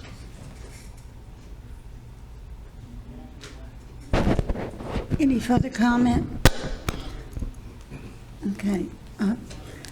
Ladies and gentlemen, thank you so much for being here. Ms. Strokes, I wish you the best of luck, since I think you're the house that's nearest to the problem. And and I think that Chris is going to get together with some of the council people and administration and see what we can do. And I'm sure that Sean, that's sitting over there, is going to apply for all kind of grants. Right? Thank you. Thank you all so much. Thank you.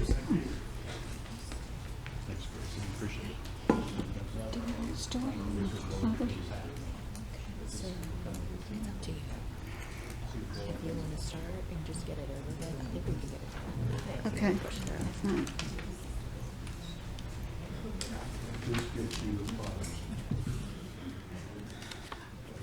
I lost my agenda. Okay, next is professional services.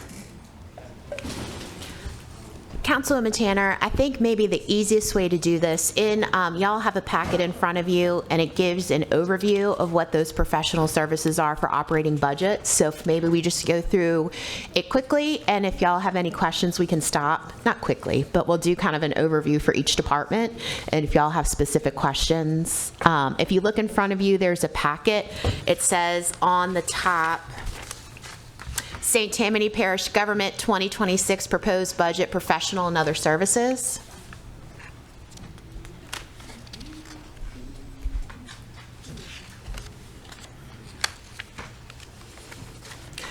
So first on our list is from the 22nd Judicial District Court.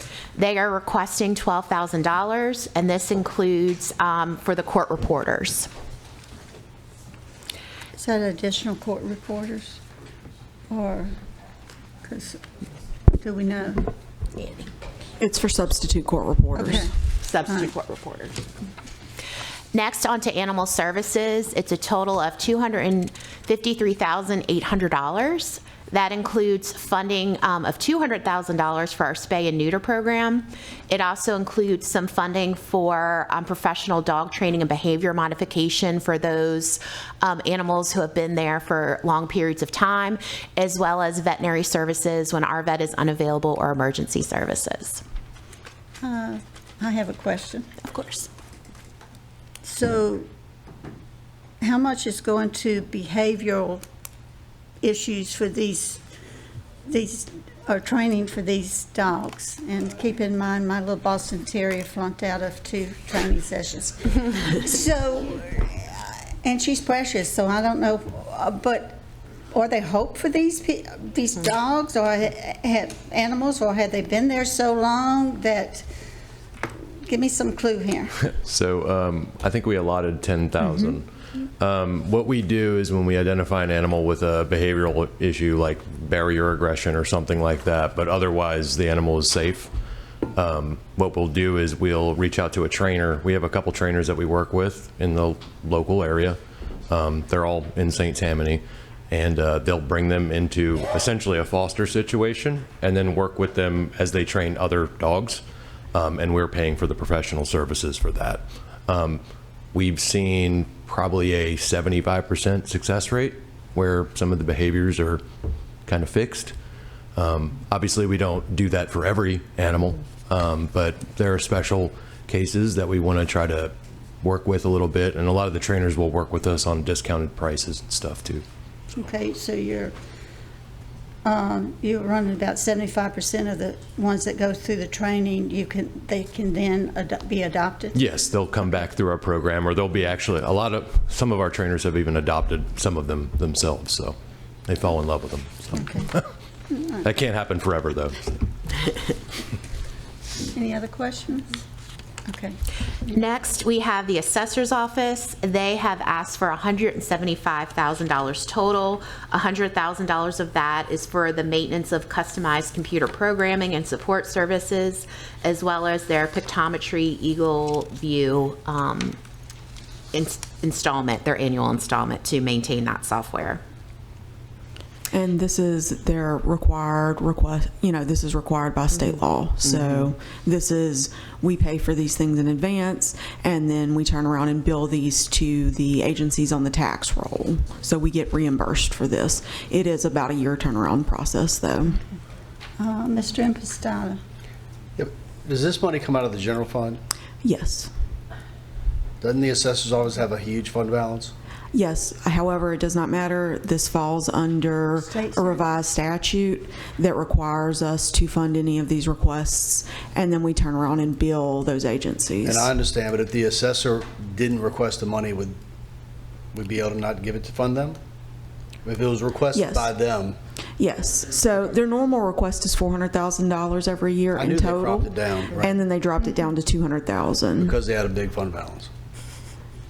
Was that? I can't speak to why they did. All right. Thank you, Amy. Right. Mr. Laughlin.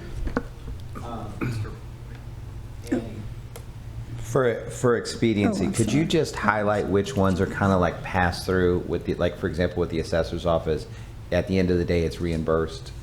That would only be the assessor and the district attorney's. I'm sorry, not district attorney, the sheriff's office.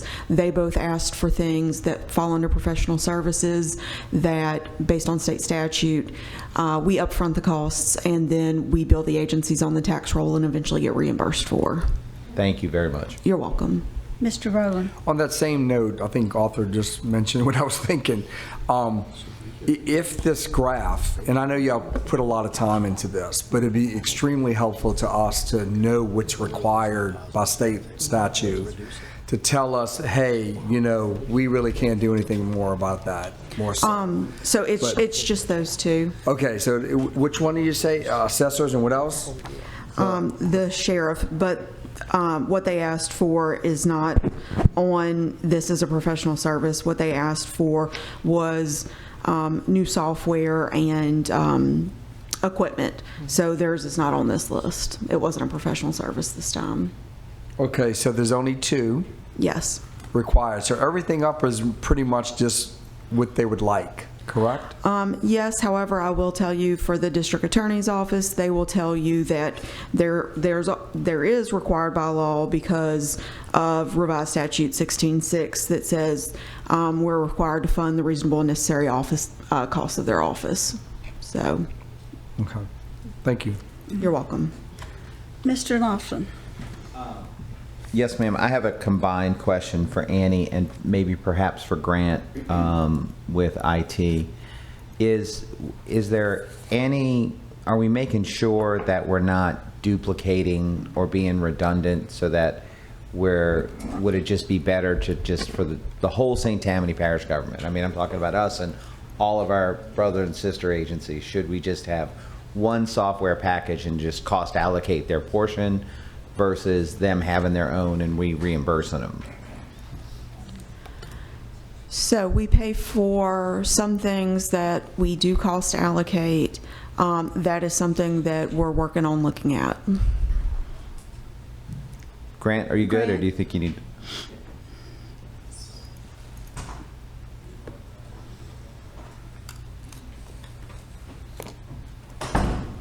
I think as Esri, we have a GIS group that we share. We have some shared licensing between the departments. 365 now is cost allocated. I think we're moving that direction pretty quickly.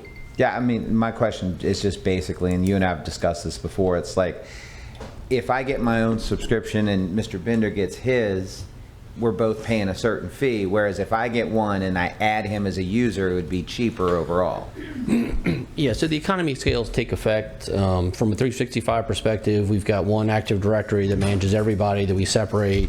So then the overhead costs then are allocated amongst everybody rather than each one being burdened by their own. Right. Perfect. Thank you so much. Thank you, Madam Chair.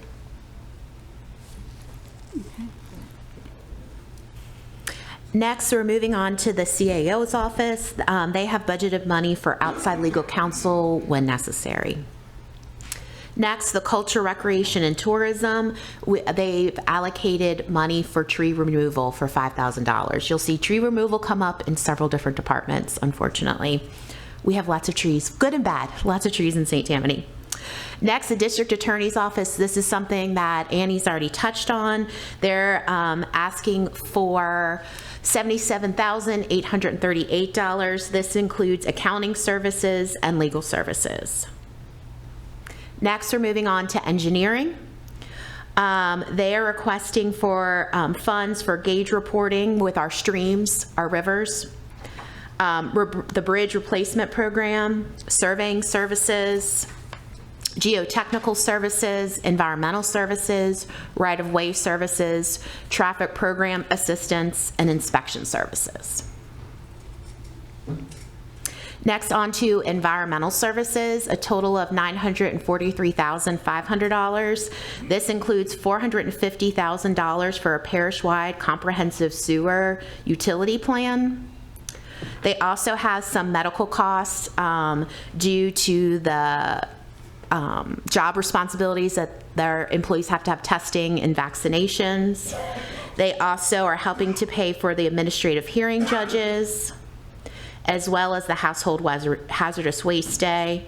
Something that I believe is new in this budget is the disposal of waste tires from roadside ditches, as well as junk, trash, and debris removal from when we have blighted house issues. As y'all know, we have a lot of repeat offenders in that area, so we'll be able to deal with that as well as some dumping.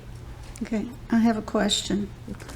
environmental, the study for, what is that for, sewer? It is for a comprehensive sewer utility plan. So I believe last year they asked for a comprehensive water plan that they're in the process. You still come up, Tim. This is all I know. A comprehensive water utility plan. So I believe this is the partner to it with the sewer. Okay. You're absolutely right. That's correct. So this year we're doing the comprehensive water study. That's kicking off this year, and this will be the complement to that next year. Okay. Was the water study in last year's budget, this year's budget? Yes, ma'am. Yes, ma'am. So it's just now kicking off in October? Yes, ma'am. So we had to put that out for Pick 3, and that scope was developed, and we're having our kickoff meeting in 2 weeks, November 5th. We're getting all the utility providers in the parish together. Okay. And how long will that study take? I think they're anticipating having that result to us probably in April or May next year. Okay, because I think the council approves studies all the time, and we never see studies. So I think that's a concern, that we need to be updated on these studies and when they start and when they end, and know what the results are. Sure. Get a copy of whatever. So, because I see that all along, and I don't know about anyone else, but it seems like we approve a lot of studies and we never see the results. Or they either drag on. I like to request that ever which way. So this one is for the sewer. Yes, ma'am. Okay. And so will it take 10 months to get it going, or? No, I think we'll be able to go ahead and get this out close to the beginning of the year, and go ahead and get that going as the water one's continuing. So we'll be able to run these in parallel, I think. Okay, Mr. Corbin. Yeah, Tim, what was I don't remember from memory. What was the cost of the water one? It was 400, or I think it's $400,000. Okay, and what's the deliverable will be like the water one? You're going to get a database of all the systems? Yeah, it'll define the service areas of each of these utilities. On the sewer side, it's going to see what available capacities each of these different plants have, so that we know what's available out there. And then try to just utilize that data for our planning department, so they know what's available for different developments to tie into, and then also be able to utilize that for regionalization purposes. Okay. All right. Thank you. Mm-hmm. Any other questions? All right. Thank you, Tim. All right. Now we're moving on to facilities management. They have a total request of $258,750. This includes some medical services for their CDL renewal for one employee, the St. Tammany Regional Airport CIP program, tree removal, coming up again. And that's it. Next, we're moving on. Oh, I'm sorry, I didn't flip my page. Also is, now we're moving on to finance, which is $19,095. This includes our cost allocation plan. Then we're moving on to grants management, which is $150,000. This is for program capacity and operational support for the hazard mitigation applications and program and the transit study. Next, it's human resources, which is $29,749,000. This is for consultation for various HR legal issues and background check, post-employment evaluations, and unemployment claims for the administrative service of those. Next, we have the parish council. Sorry. Mr. Laughlin, did you have a question? Oh, I'm sorry. Okay. Are you sure? Okay. Next, we're going on to the parish council, which has a $236,000 request. This includes professional services for community outreach, for professional services to help us with our polling location sites, as well as boards and commissions, and if we need some help with our home rule charter amendments next year. Those will be presented to the council in November. from the Home Rule Charter Committee. That also includes our audit. If y'all remember in last year's budget, that expense got moved from the finance department to council to create that checks and balances a little bit more clearly. Next, on to the parish president's office. That is $90,000, and that's for our federal lobbyist, Adams and Reese. Then on to planning and development, $28,000. This is for the GIS portal maintenance agreement, as well as funding for the administrative hearing judge. Public information is $10,000. That is for technical assistance with our website. Next, on to Public Works, and they have an $858,210 request. That includes survey and appraisal work, CDL, health renewals, and medical services, tree removal, environmental consultant, engineering services, and then also some engineering services for lighting systems, including Highway 434, I-12 at US 11, I-12 at Highway 1088, and I-12 at Oak Harbor. Next, technology is $99,000, which includes consulting services for the legacy utility billing system, putting that into the ERP system, the annual cybersecurity test, network support for consulting services, the GIS portal. And lastly, we have utilities at $359,000. That includes meter reading, environmental consulting, as well as consulting for DEQ and LDH compliant issues. Engineering services, physical for their CDL, and then laboratory testing for DEQ, EPA, and other requirements. Mr. Laughlin? Yes, I'd like to know which of these are a direct hit to the general fund and which ones are cost allocated to the other sources of revenue we have. So the direct, and Annie, that would be the DA and the assessor's office, and then those other support departments. I'd appreciate if Annie would answer that, please. Yep. So if you look through the details, the second column tells you the fund that's paying for it. With the cost allocation plan departments, everything is cost allocated. So like when you get to, we talked about the assessor's office, how that's charged out to the people on the tax roll. The CAO's office is a cost allocation department, so that would be cost allocated out. The district attorney is charged to the general fund, most of it. $20,000 of their request is from the criminal court fund, so that would not be borne by the general fund. Let's see. Facilities, $250 of their request is for the general fund, but that would be cost allocated. Finance, our entire request would be cost allocated.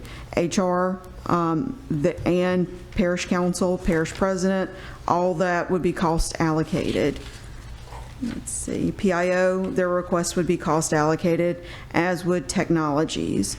Grants management is the only one that would not be cost allocated. Theirs would stay in the general fund because those costs are not applicable to another funding source. Their $150,000 is $75,000 for hazard mitigation and $75,000 for the transit study. I cannot use another funding source to pay for those. However, over time, those costs would be reimbursable as they're able to charge back to the hazard mitigation grants when they receive those grants later on in the future, because this is the application side of it. So after they get the actual award, then they're able to bill back some of these costs and get reimbursed for them. Thank you. You're welcome. Mr. Bender? Yes, thank you, Madam Chair. Annie, I'll following through this on finance. Did you say it was cost allocated? Yes, The $19,000? yes. Okay, so maybe I'm not reading this correct, but following the page that shows what fund it comes from, it looks to me like your $19,000, all three of them are coming from the general fund. It says the general fund because that's where like our home is, and then we're cost allocated. So everything that, all of our service departments, so like even parish president, parish council, all of our charges start in the general fund, and then we have a reimbursement basically into the general fund through the cost allocation plan charges. Okay, thank you. You're welcome. Any other questions? Okay. This is the last time. This is our last budget meeting. Thank you, Annie, Oh, you're welcome. for answering the questions. You do a wonderful job, and we appreciate it. Thanks to all the council members that showed up and through all of this, and to the administration. Do I hear a motion to dismiss? All right. We're dismissed.